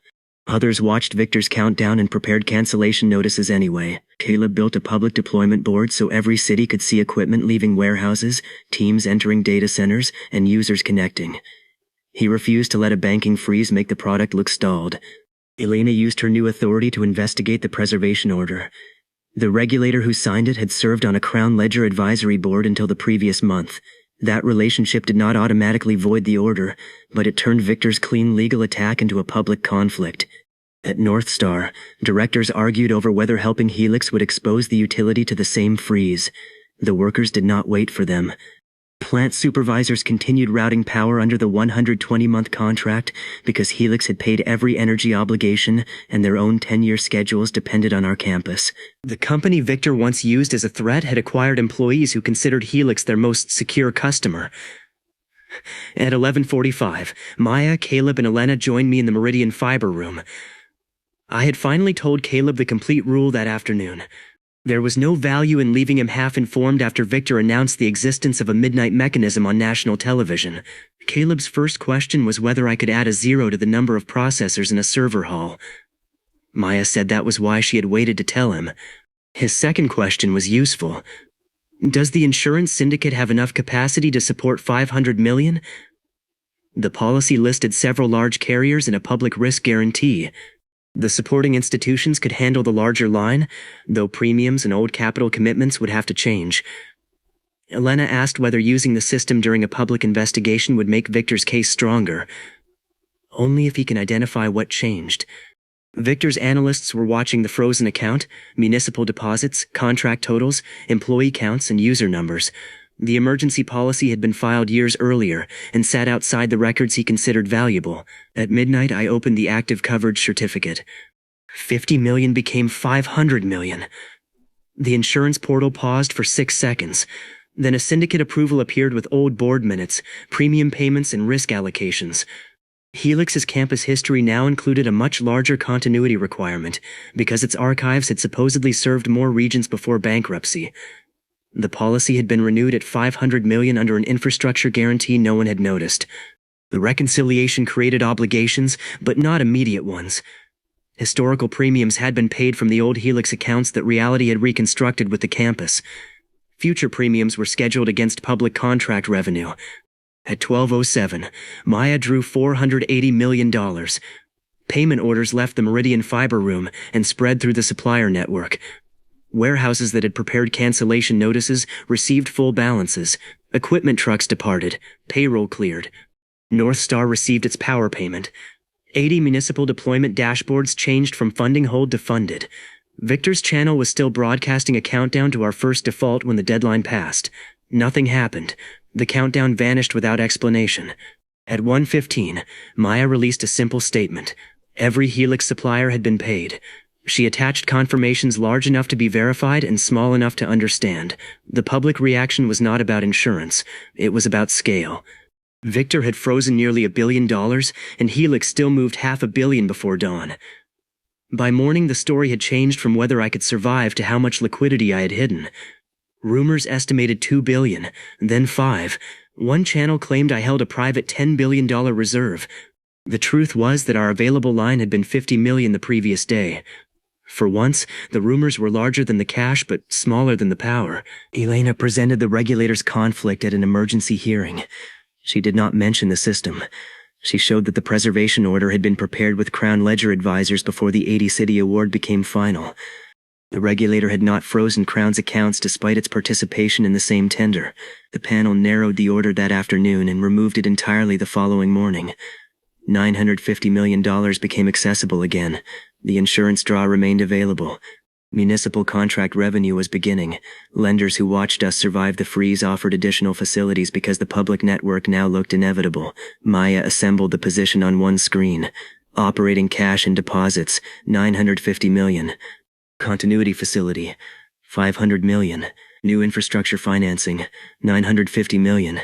Strategic equity commitments, $1 billion. Together, Helix could command roughly $3.4 billion for expansion, with enough flexibility to keep operations funded. Victor believed he had tested our ability to survive a freeze. He had shown every lender that Helix could. The next opportunity arrived from North Star. Several institutions that had supported Victor's proxies wanted to sell. They had watched his attempt to use regulation against the company's largest customer, and they feared being trapped between Crown Ledger and an expanding public network. A block representing 41% of North Star was available for $2.4 billion. Combined with Helix's existing 10%, the purchase would give us 51%. Control. Maya showed me the offer in the same North Star boardroom where Victor had once tried to cut Helix's power. The president did not greet me as a guest this time. He had arranged the sale because he wanted one owner capable of funding both grid capacity and digital infrastructure. The strategic equity commitments required issuing 30% of Helix's economic shares to an infrastructure consortium. Caleb kept his 8%. My direct economic ownership would fall from 92 to 62%. I would own less of a company worth far more, and gain control of the utility that powered it. Victor expected me to protect my percentage. I protected my empire. I approved the equity issue and committed $2,400,000,000 to the North Star block. The transaction used the restored deposits, the continuity facility, acquisition financing, and strategic capital. We retained roughly $1 billion of operating flexibility after the purchase commitment. The North Star vote took place that evening. Victor attended through his remaining proxies. He had spent years controlling the utility without placing Crown Ledger's name on the shares. Now the institutions behind those proxies had signed agreements to sell them to Helix. The president read the new beneficial ownership total. Helix Infrastructure Holdings, 51%. This time I had not changed the number at midnight. I had bought it. That distinction appeared on every bank statement, transfer certificate, and public filing. The system had created my first 10%. ClearPass, the 80-city network, and our survival of the freeze had financed the rest. Victor objected that Helix was overextended. Maya placed the post-transaction liquidity statement on the board display. Even after committing $2,400,000,000, we had enough cash and facilities to fund all 80 deployments. North Star would receive new investment rather than serve as Crown's private weapon. The workers watching from plant control rooms saw the commitment. The directors saw the lenders. The institutions saw their payments ready. Victor saw his influence disappear one proxy at a time. The final transfer cleared at 9:30. North Star's building changed its lobby display from partner utility to Helix Grid Company. We did not replace the public brand immediately, but the ownership notice was impossible to miss. The president handed me the secure grid control credential he had once withheld. I walked out of the boardroom as North Star's controlling owner. Reporters asked whether I had purchased the company to retaliate against Victor. I purchased it because 80 cities need power, I said. The answer sounded practical because it was. The revenge was simply included. Victor did not leave through the public lobby. He remained in the boardroom speaking with lawyers. At 10:15, Maya received an alert from Helix's corporate registry. New voting proxies had been filed against my shares. The documents claimed that old bankruptcy creditors controlled 51% of Helix's vote and had appointed Victor to exercise it. The signatures were sophisticated.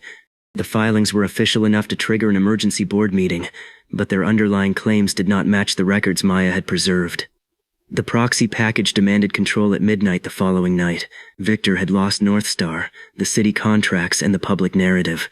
His final move was to take Helix from inside. Maya examined the claims and found the danger. The proxy numbers were false, but the registration was active. Until a board reviewed them, Victor could enter Helix Tower, call a vote, and attempt to remove us. I opened the system view. No gold outline appeared around his 51%. The power rejected the number because it was not true. That protected me from accidentally legitimizing Victor's forgery. It did not tell me how to defeat it before midnight. Maya searched the genuine ownership records and found an entry I had barely noticed during the auction. Helix's bankruptcy plan had created an employee voting trust. The trust held 7%. That number was real. It glowed gold. The employee trust had been created for people Victor considered disposable. During Helix's bankruptcy, the court awarded 7% of the voting rights to employees whose wages and pensions had been endangered. The trust could not sell its vote to an outside buyer. It had to act through elected employee representatives, and its charter required it to protect continued operation of the archive network. 7% had never been enough to control anything. That was why no one had tried to destroy it. Maya read every trust record before dawn. The number was authoritative across the bankruptcy court, Helix registry, and employee benefit archive. The power highlighted it without hesitation. The difficulty was not changing 7 into 70. The difficulty was surviving the change. Corporate voting totals had to remain 100%. If the employee trust gained 63 points, other voting rights had to shrink or become non-voting. Reality would choose the minimum legitimate structure, but we could make that structure cleaner by preparing one ourselves. I transferred my 62% economic holding into a founder reserve with no direct board vote. The transfer preserved my ownership, dividends, and sale rights while removing my shares from the control calculation. Caleb converted his 8% economic stake to the same class. The infrastructure consortium accepted non-voting preferred shares because its investment agreement already focused on returns rather than management. That left the employee trust as the most important genuine voting block before midnight. Maya warned that the conversion looked like surrender. That was useful. Victor's proxy package claimed control over the ordinary voting shares I had just neutralized. His lawyer saw the founder reserve filing and concluded that pressure had forced me to retreat. Crown Ledger's channels reported that I was giving up control to preserve my wealth. I did not correct them. Instead, I called every Helix employee to the campus for the emergency meeting. The auditorium could not hold all of them. Engineers filled the bridges. Deployment teams watched from the plaza. North Star workers joined through plant screens. 80 city operations centers remained active in the background, proving that the company Victor intended to seize was running while he fought over paperwork. Maya explained the employee trust without mentioning the system. It had 7% and one responsibility: choose representatives who would keep Helix operating. The employees elected her as lead trustee. Caleb refused nomination because he said his greatest contribution to governance was staying away from it. He remained beside the ClearPass console, ready to show the live network if Victor claimed we were failing. Elena attended as a public observer. Her office had no power over a private board vote, but her presence ensured Victor could not remove people from the tower without every city watching. At 10 that night, Victor arrived through the entrance where my access badge had first opened after the auction. He came with lawyers, proxy representatives, and security authorized by the active filing. The tower admitted them because the emergency meeting was legitimate even if their claim was not. I watched Victor cross the lobby that had once been dark. The fountain was running. The Helix sign reflected across the marble.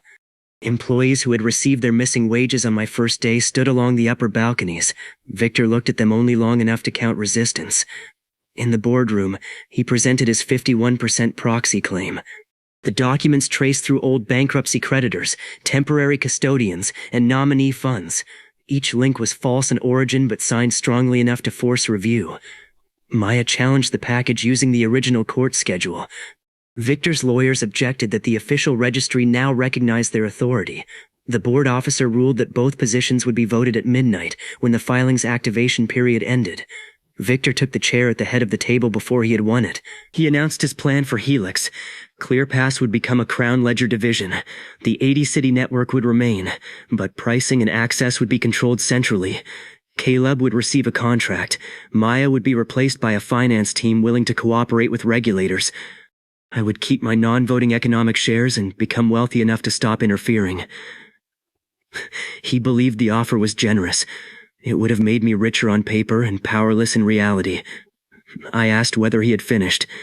Victor dismissed the rest of the board from the room so we could speak privately. Maya refused to leave until I told her the voting trust was already synchronized. She went to the employee auditorium and prepared the representatives. When the doors closed, Victor admitted what he had discovered. He knew the auction balance grew at midnight. He knew 1% had become 10. He knew 12 months had become 120. He had compared enough preserved personal notes to the new official histories to identify trailing zeros. "You add a zero," he said. It was the first time anyone outside my circle described the mechanism correctly. He did not know the full limits. He thought I could target any number I wanted. He assumed I had chosen not to turn my billion into 10 billion because I preferred dramatic victories. Victor offered a partnership. He would supply official records. I would alter them. Together we could own utilities, media networks, contracts, and elections before anyone understood the pattern. He spoke about the power as if it were the final missing division inside Crown Ledger. I asked why he needed the proxy coup if he wanted cooperation. Because partners require leverage. That sentence ended the negotiation. I told him the board vote would proceed. At 11:50, every screen in Helix displayed the control structure. Victor's provisional proxies, 51%. Employee trust, 7%. Remaining board-aligned voting shares, 42%. My founder reserve and the other economic interests appeared separately as non-voting ownership. Victor smiled at the arrangement. If the employees and existing board combined, they had only 49. He had designed the number to look inevitable. The trust representatives joined Maya in the auditorium. Employees across 80 cities opened the live vote. The board officer began the countdown to activation. At 11:59 and 50 seconds, Victor asked whether I intended to add a 0 to 49. The number was an informal coalition total, not an authoritative record. The system ignored it. He asked whether I would turn his 51 into 510 and destroy the company. His forged interest was invalid. The system ignored that too. I opened the genuine trust register. 7% glowed gold. At midnight, I added the 0. The board display went black. Across the campus, employee badges flashed blue. The trust archive expanded with decades of legitimate incentive grants, bankruptcy protections, and voting conversions. Helix's earlier ownership history now showed that employees had always controlled 70% of corporate votes, while outside investors held the economics. The system did not take my money. It separated ownership from control in the most stable way available. Employee trust, 70%. Board-aligned independent shares, 30%. Victor's provisional proxies, invalid. The 51% claim vanished from the control display because the rewritten historical structure left no ordinary voting shares for the forged chain to capture. His documents remained as evidence of what he had attempted, but they no longer touched a real interest. In the auditorium, employees did not need to understand the impossible history. They needed to cast one clear vote. Maya proposed rejecting every crown proxy and removing every director appointed through Victor's funds. 70% approved immediately. North Star workers watched the result from their plants. City operations teams watched from the national map. The people Victor had called replaceable now controlled the official vote that ended his takeover. The board officer removed Victor from the chair. He did not shout. He looked at the display, then at me. You gave the company away. I gave the vote to people who want it to keep running. My 62% economic ownership remained. Caleb's 8 remained. The consortium's 30 remained. The employee trust could not sell Helix, transfer the network to Crown, or shut down the archives against its charter. Maya controlled the trust administration through elected representatives, and I controlled the capital and founder reserve. I had less visible voting power than before. I was harder to remove than ever. Victor's forged filings triggered civil sanctions, immediate loss of his remaining board privileges, and claims from the institutions whose names he had used. I did not need him arrested or dragged through the lobby. Losing access was enough. His Crown credentials stopped working at the Helix security gate. The same doors that had opened for my bankrupt company access card now remained closed to him. He waited for a temporary visitor badge while employees returned to work around him. I met him in the plaza rather than leaving him inside. Victor said the system would eventually create a number too large for me to control. He expected the employee trust, international regulators, or one of my allies to turn against me. I asked whether that was a prediction or another offer. He had neither. Crown Ledger's lenders began calling before he left the plaza. The company had pledged valuable assets to support the proxy fight and North Star influence. With those positions gone, lenders demanded more collateral. International partners suspended negotiations. Crown's valuation fell, not because ClearPass destroyed it instantly, but because Victor no longer controlled the grid, domestic archives, or the political gate he had promised them.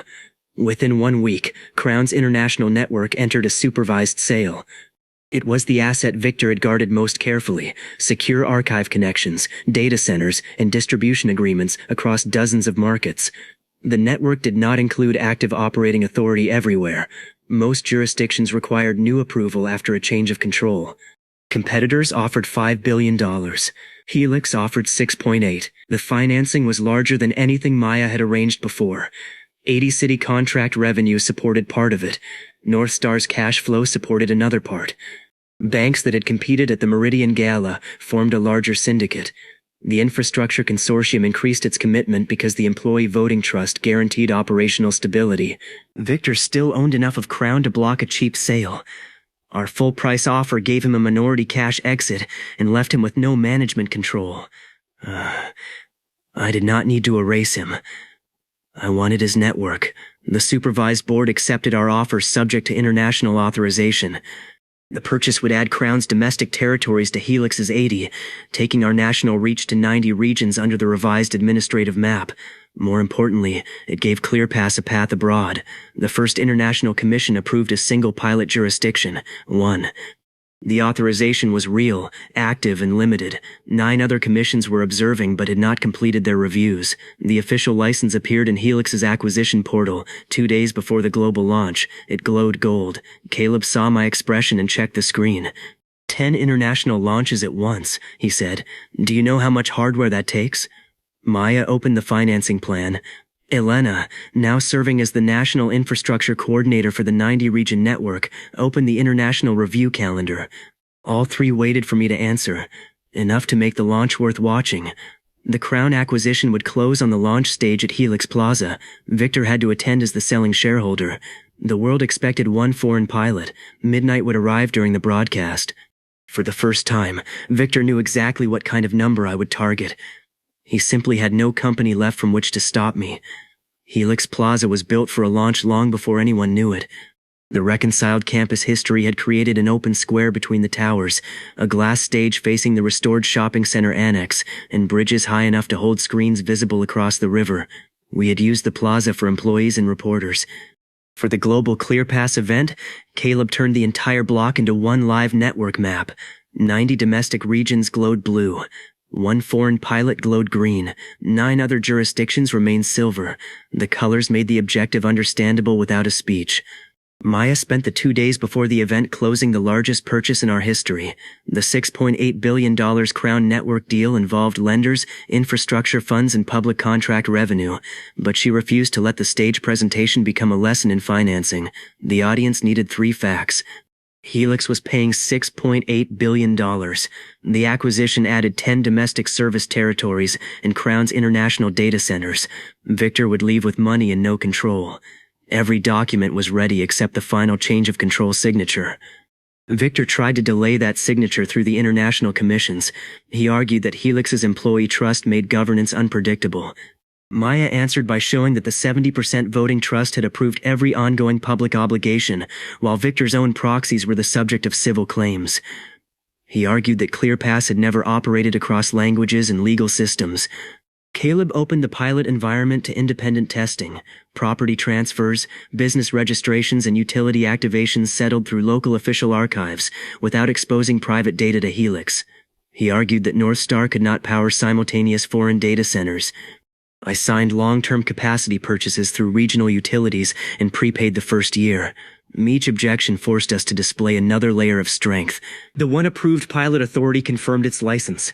The other 9 commissions agreed to observe the live launch, but they refused to complete authorization before reviewing real performance. That was enough. I did not need them to approve 10 in advance. I needed 1 valid number at midnight. The system could create supporting reality from facts already close to becoming true. 9 commissions had review teams, completed tests, and draft authorizations.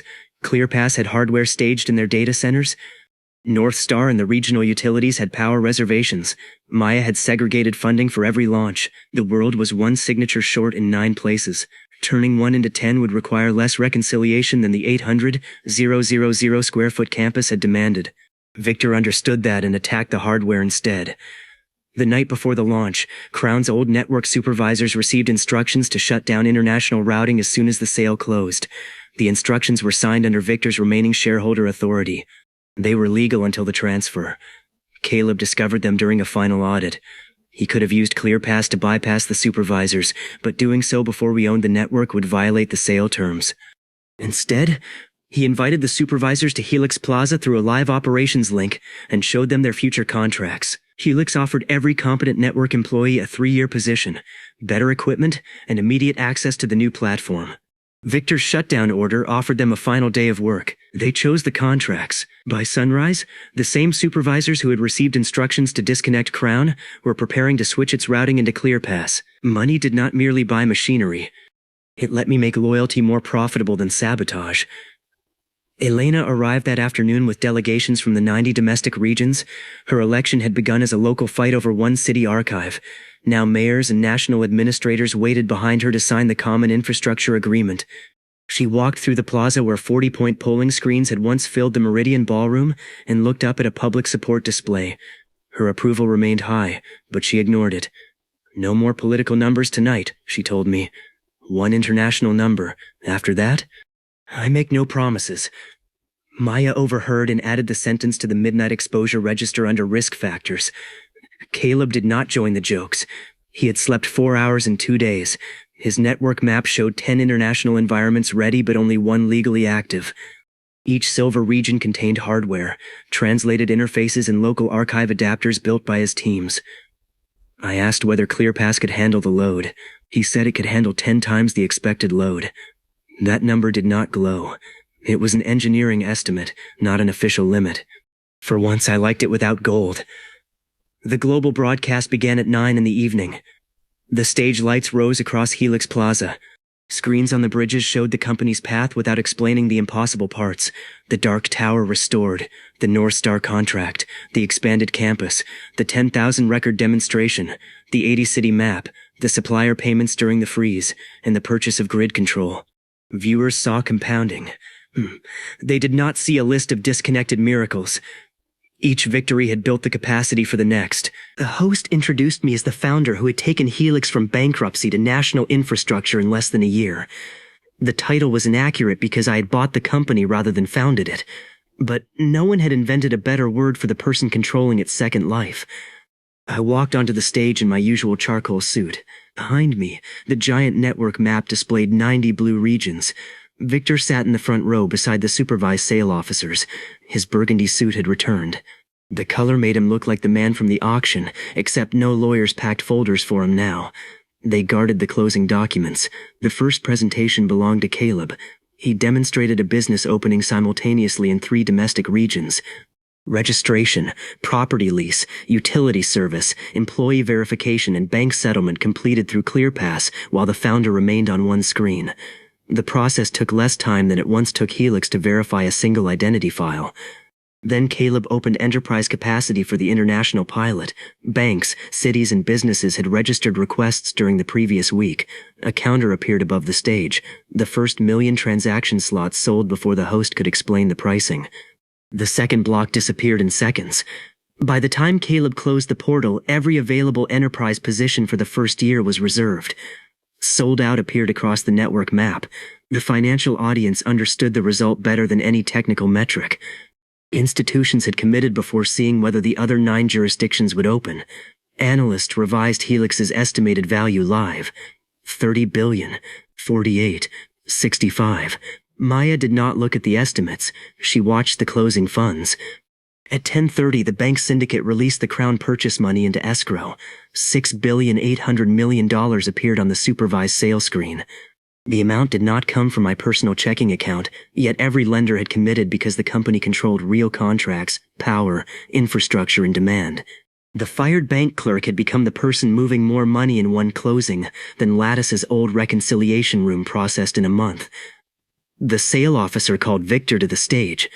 He signed because blocking the full-price purchase would have allowed Crown's lenders to seize the network and leave him with less. His signature transferred the international data centers, domestic territories, archive connections, and operating staff to Helix. Maya countersigned for the employee trust. I signed for the founder reserve. The escrow released. Victor's shareholder account received its minority payout. It was an enormous fortune by any normal measure. It bought him no vote at Helix, no North Star influence, and no authority over ClearPass. The Crown Ledger logo disappeared from the domestic network map. 10 additional regions turned Helix blue, raising our national total from 80 to 90 under the consolidated map. Across the river, Crown's former headquarters went dark. Workers on its roof removed the gold Crown emblem. A new blue Helix sign waited beneath a cover for the end of the launch. The broadcast host asked Victor whether he regretted offering only $2 billion at the Meridian Gala. He looked at me instead of answering. At the gala, he had offered to buy Helix. On this stage, Helix had purchased his network for more than 3 times that amount. I did not need to remind him aloud. At 11, Elena presented the common operating framework signed by 90 domestic regions. She announced that independent archives would retain their authority while ClearPass connected them. The announcement gave the public scale without requiring them to understand every contract. At 11:20, the first foreign pilot began. Businesses entered applications. Banks sent settlement requests. Public offices tested property and identity records. The international environment processed every request without delay. The 9 observing commissions saw their own test systems performing at the same level. Their silver regions remained inactive only because final authorization had not posted. At 11:40, several commissions indicated approval in principle. At 11:50, their documents still showed pending. Victor knew what came next. He left the front row and approached the stage stairs. Security moved toward him, but I allowed him into the control area. His ownership was gone. He could not alter the hardware or stop the commission feeds. All he had left was the chance to understand. If 1 becomes 10, he said, every regulator will know. They'll know 10 approvals are official. You cannot hide a pattern this large. I pointed toward the public screen.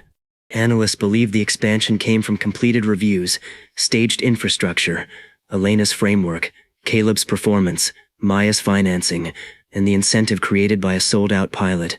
They were correct. The system would not invent those things. We had built them. It would close the last gap. Victor asked whether I had considered turning 10 into 100 later. The authority number described approved pilot jurisdictions, and the world contained nowhere near 100 compatible commissions in the current program. I did not know whether the system would reject an impossible target or reconcile it through a wider program. I had no reason to find out that night. 10 is enough to make you irrelevant, I said. The sentence ended our rivalry more completely than a threat. At 11:55, Maya opened the official authorization portal on the main stage. She kept the original 1 jurisdiction certificate printed inside the exposure register. Caleb confirmed that every environment was ready. Elena confirmed that the 9 observing commissions had legal power to approve. The live map showed 1 green region and 9 silver ones. Millions of viewers watched the countdown because the broadcast had scheduled the first pilot's official opening for midnight. They expected a product launch. Only 5 people on stage knew reality was about to change. The gold outline appeared around the number 1. At midnight, I touched the 0. The screen went white. International authorization, 10 jurisdictions. The 9 silver regions turned green. Foreign commission seals appeared beside each one. Completed review reports populated the portal. Cross-border operating agreements moved from pending to active. Officials in 9 control rooms acquired memories of final votes and late-night signatures. No machinery appeared from nowhere. The hardware was already waiting. No demand had to be invented. The pilot was already sold out. No political support had to be created. The commissions had already watched ClearPass work. Reality reconciled the smallest missing pieces. Then Caleb activated all 10 environments. Green lines crossed the world map and converged on Helix Plaza. The covered sign on Crown's former headquarters dropped away. Blue light filled the skyline. The first sound after the world map turned green was not applause. It was 10 operations rooms speaking at once. ClearPass requests crossed the international network in different languages, currencies, and public systems. Businesses opened. Properties transferred. Utilities activated. Banks settled. Each result returned through local official archives and appeared on the Helix Plaza screens. Caleb stood at the center console with both hands on the desk. His engineers called out performance numbers from the bridges. The load climbed past the original pilot estimate, doubled, and continued rising. The network did not slow. When the 10th jurisdiction confirmed its first complete public settlement, Caleb finally looked away from the diagnostics. The plaza erupted. Employees filled the connecting bridges. North Star plants flashed their lights across the live feed. 90 domestic operations centers joined 10 foreign ones on the map. Hotel guests at the Meridian opened balcony doors to watch blue beams cross the skyline. I remained on stage while the launch host tried to recover the broadcast. Analysts were updating Helix's value faster than they could explain it. The sold-out capacity, Crown Network purchase, North Star control, and 10 authorizations produced an estimate above $90 billion before 1 in the morning. The number appeared behind me, $90 billion. It did not glow gold. It did not need to. This figure came from demand, ownership, and the market's fear of missing the network. It was less magical than my original billion-dollar balance and more satisfying because thousands of people had built the company supporting it. The host called me a billionaire. Maya stepped beside me and showed me the founder reserve estimate on her tablet. My 62% economic ownership, after debt and consortium preferences, placed my personal net worth above $55 billion. Available company cash and undrawn facilities exceeded $3 billion once launch reservations settled. She lowered the tablet before the cameras could zoom in. "Let them keep saying billionaire," she said. "The rumor is finally smaller than the truth." That became the line replayed from the launch, though only the nearest microphone captured it. The broadcast asked for an explanation of how Helix had received 9 additional international approvals at the same moment. Elena took the question. She described the completed reviews, staged infrastructure, successful pilot, and common operating framework. Every statement was true. The commissions had signatures, memories, and legal authority. No one needed to hear about the gold zero. Maya spoke about financing and operational independence. Caleb spoke about the platform. I spoke about scale. $1 gave me permission to wait, I said. 1 billion let me buy a dead company. Everything after that came from deciding that cash was too small a target. The sentence revealed nothing and explained everything. Money had become a tower. The tower had become a campus. The campus had become a product. The product had become cities. The cities had become power, financing, and a global network. Victor listened from the stage edge. His sale payout had made him wealthy enough to live beyond most people's imagination, but the value estimate behind us showed the part he had surrendered. His old network was worth more inside Helix in one night than Crown Ledger had been worth under his complete control. He asked to speak with me after the broadcast. We met on the bridge facing the former Crown headquarters, the new Helix sign reflected in the river between the buildings. Event staff moved around us, carrying cables and celebration lights. No security circle was necessary. Victor had no credential, proxy, or company left to use. He wanted to know whether the first dollar had been random. I told him yes. Then none of this was inevitable. The first $10 were. After that, I had choices. He looked toward the network map. You could have kept adding zeros to the account, and you would still own everything worth buying. Victor understood the answer. He had spent years accumulating control of records, utilities, and media because those assets mattered more than a large personal balance. The difference was that he wanted them to keep everyone dependent. I wanted them because ownership made the next move larger. I did not ask him to apologize. He did not offer. He told me the international commissions would eventually become as difficult as North Star's board had been. Then I'll buy better infrastructure before they become a problem. Victor laughed once, without humor or hostility. The rivalry had ended because he no longer possessed a position from which to compete. He left through a public walkway, while employees gathered beneath the Helix sign. Elena's payoff arrived before dawn. The international commissions asked her to chair the Permanent Infrastructure Council formed around the 10 pilot jurisdictions and 90 domestic regions. She accepted because the role gave her power to set performance rules no single private network could manipulate. She kept the original 4% paper survey inside her office safe. It was not a reminder to be humble. Elena was not humble after winning by a landslide. It was proof that she remembered both histories and could recognize the system's footprint if another political number ever changed. Maya's payoff took the form of a key. I gave her control of the top floor in the former Crown headquarters and an independent budget for global finance operations. The office contained Victor's old boardroom, the one from which he had directed shell companies and proxy funds. Maya removed the gold wall emblem, installed a secure archive for the Midnight Exposure Register, and placed one rule on every finance terminal. No number enters the official record unless we can survive it becoming 10 times larger. That rule made her the most powerful finance chief in the network. She could approve billions, stop my impulses, and call an emergency employee trust vote if a change threatened operations.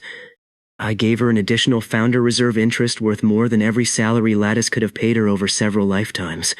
She asked whether it was recorded officially. When I said yes, she told me never to look at its percentage near midnight. Caleb's payoff was less ceremonial. I bought the abandoned train station where we had first found him. The station no longer needed to hide portable servers.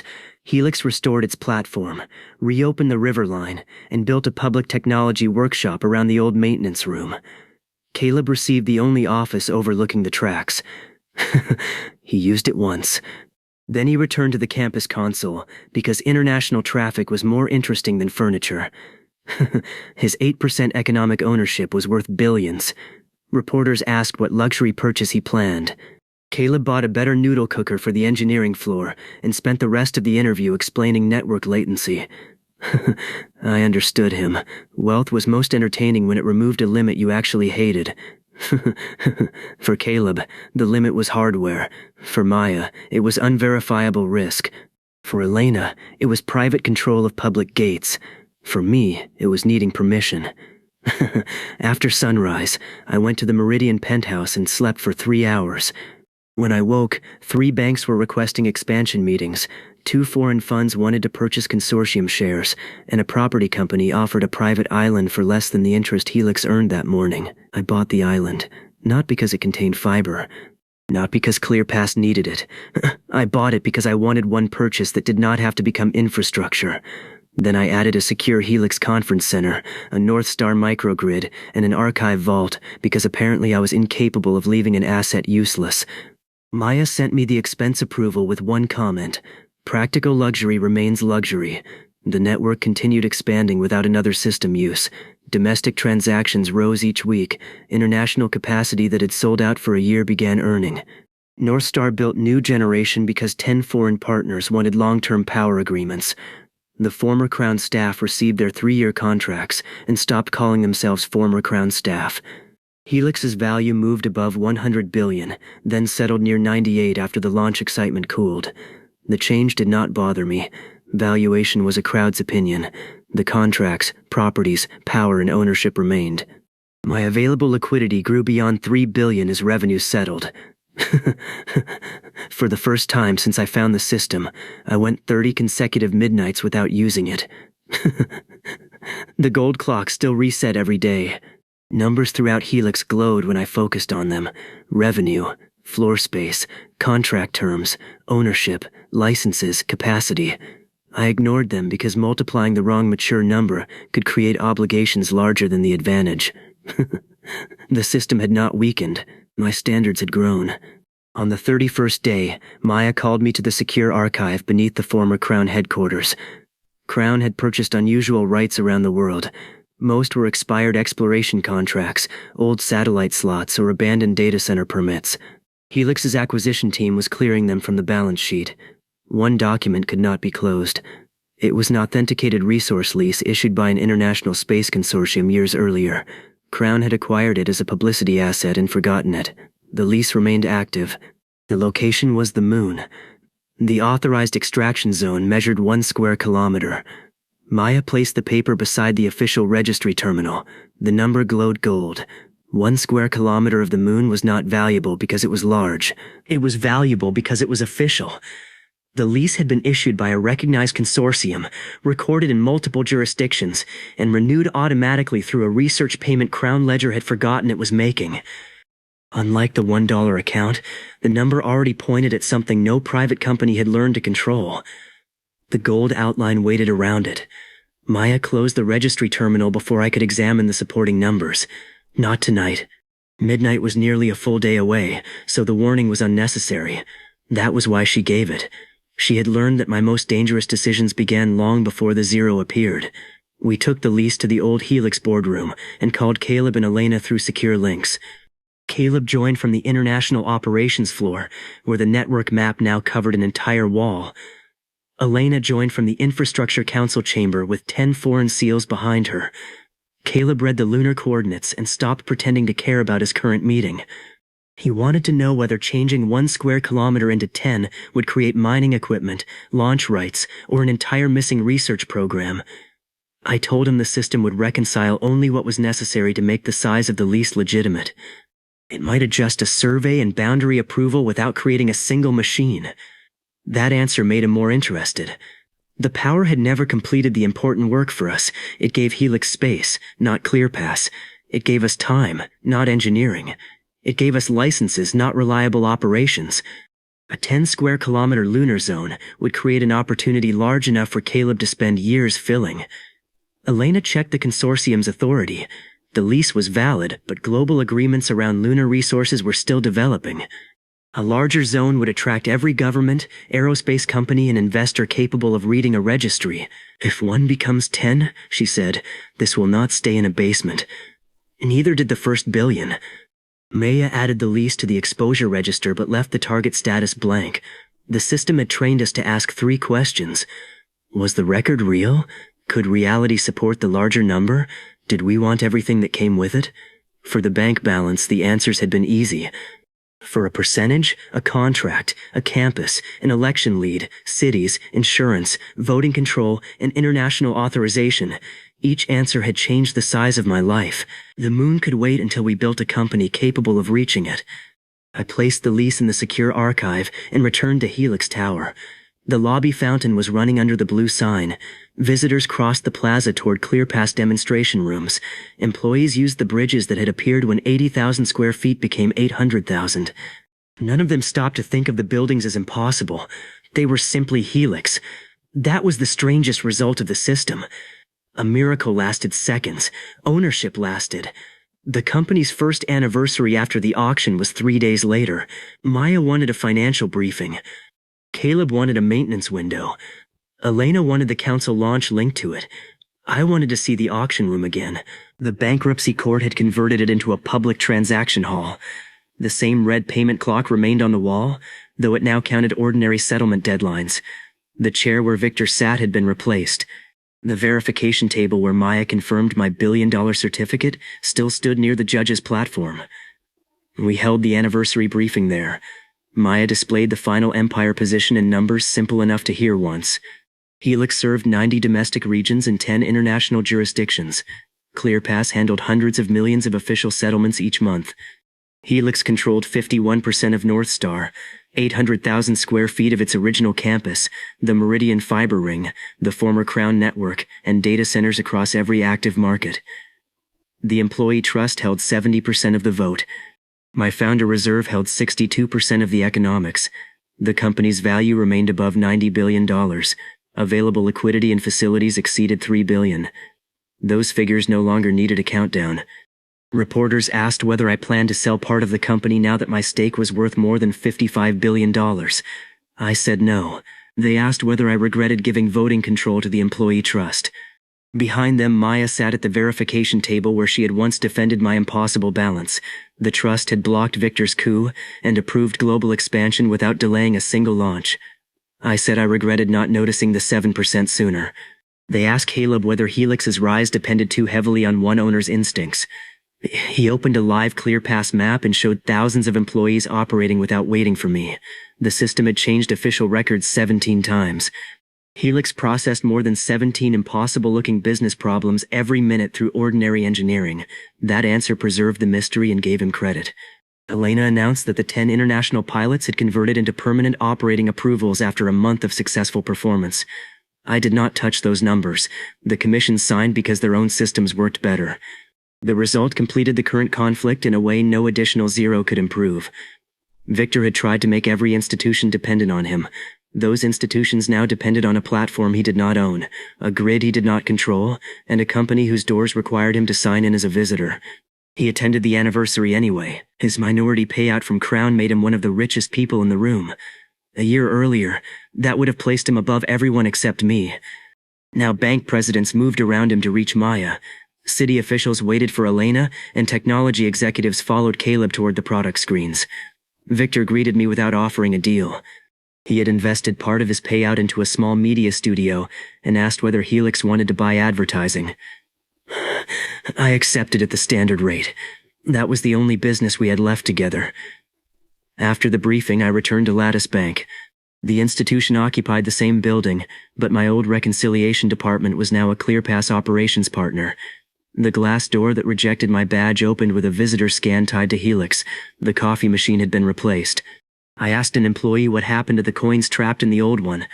He could not possibly know. Maya had arranged one final account there. Its balance was $1. It was not the original account. That money had become $1 billion and then a company.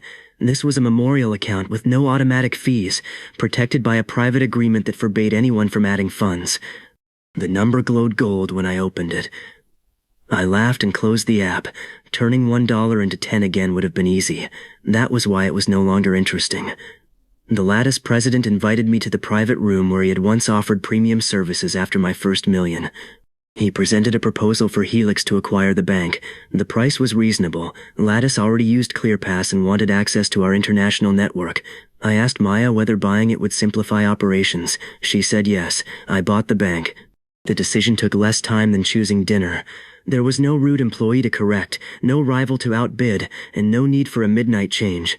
The board accepted because Helix offered cash, network access, and independence under the employee trust. The building where I had been too insignificant to fire in person became another useful part of the company I controlled. I kept the $1 memorial account open. That evening, Maya, Caleb, and Elena joined me on the roof of Helix Tower. The skyline contained our campus, the Meridian, the grid headquarters, the former Crown Building, and the old Lattice Tower. Blue network lines moved across a transparent display toward 90 domestic and 10 international destinations. Caleb had already prepared a list of aerospace engineers. Maya had modeled the cost of a launch company. Elena had scheduled a meeting with the Space Consortium. None of them believed the lunar lease would remain in the archive for long. The next system window was 7 hours away. I told them I would not use it that night. Maya asked whether that was a decision or a negotiation tactic. A decision. Caleb looked disappointed until I approved his preliminary lunar systems budget. The moon required rockets, power, communications, property standards, and a settlement network capable of operating beyond Earth. Adding a 0 to the lease before building those things would turn 1 empty square kilometer into 10 empty square kilometers. I wanted the next change to unlock an empire, not replace one. For the following month, Helix created a space infrastructure division. North Star designed compact power systems. Caleb adapted ClearPass for delayed communications. Elena negotiated recognition for remote official records. Maya acquired a launch manufacturer whose owners assumed we wanted a small research partnership. When they named the price of one rocket, I asked for the price of the company. That purchase reminded me of the auction without repeating it. No one thought I was poor. No payment certificate had to appear at the last second. The owners knew exactly who I was, and that made the negotiation faster. Helix paid $4 billion from a combination of cash and long-term financing. The expense did not threaten the company. ClearPass revenue and North Star power contracts covered it, while the global network continued growing. The launch manufacturer's sign changed to Helix Orbital. Caleb moved half his time to the new division. Maya created an independent budget. Elena secured observer status at the Space Consortium. Employees from the original tower competed for transfers. We prepared before asking reality to reconcile anything. On the first clear night after the acquisition, the lunar lease returned to the secure archive. The active number remained 1 square kilometer. This time, the supporting world contained launch rights, engineers, power designs, communications, money, and international observers. 10 square kilometers would still be audacious. It would no longer be empty. Maya placed the original lease copy in the exposure register. Caleb opened the orbital capacity map. Elena confirmed that every signatory authority was online. Victor was nowhere in the room. The current main conflict was over. Helix was mine economically, protected by its employees, powered by North Star, connected through ClearPass, and operating across 100 regions. The people who had dismissed me now used infrastructure carrying my company's name. I did not need another 0 to prove anything. I wanted one because the next number was finally large enough to be fun. The gold clock showed 23 hours until midnight. 1 square kilometer of the moon waited on the official record. I looked at the empty 0 beside it and began planning what 10 would become.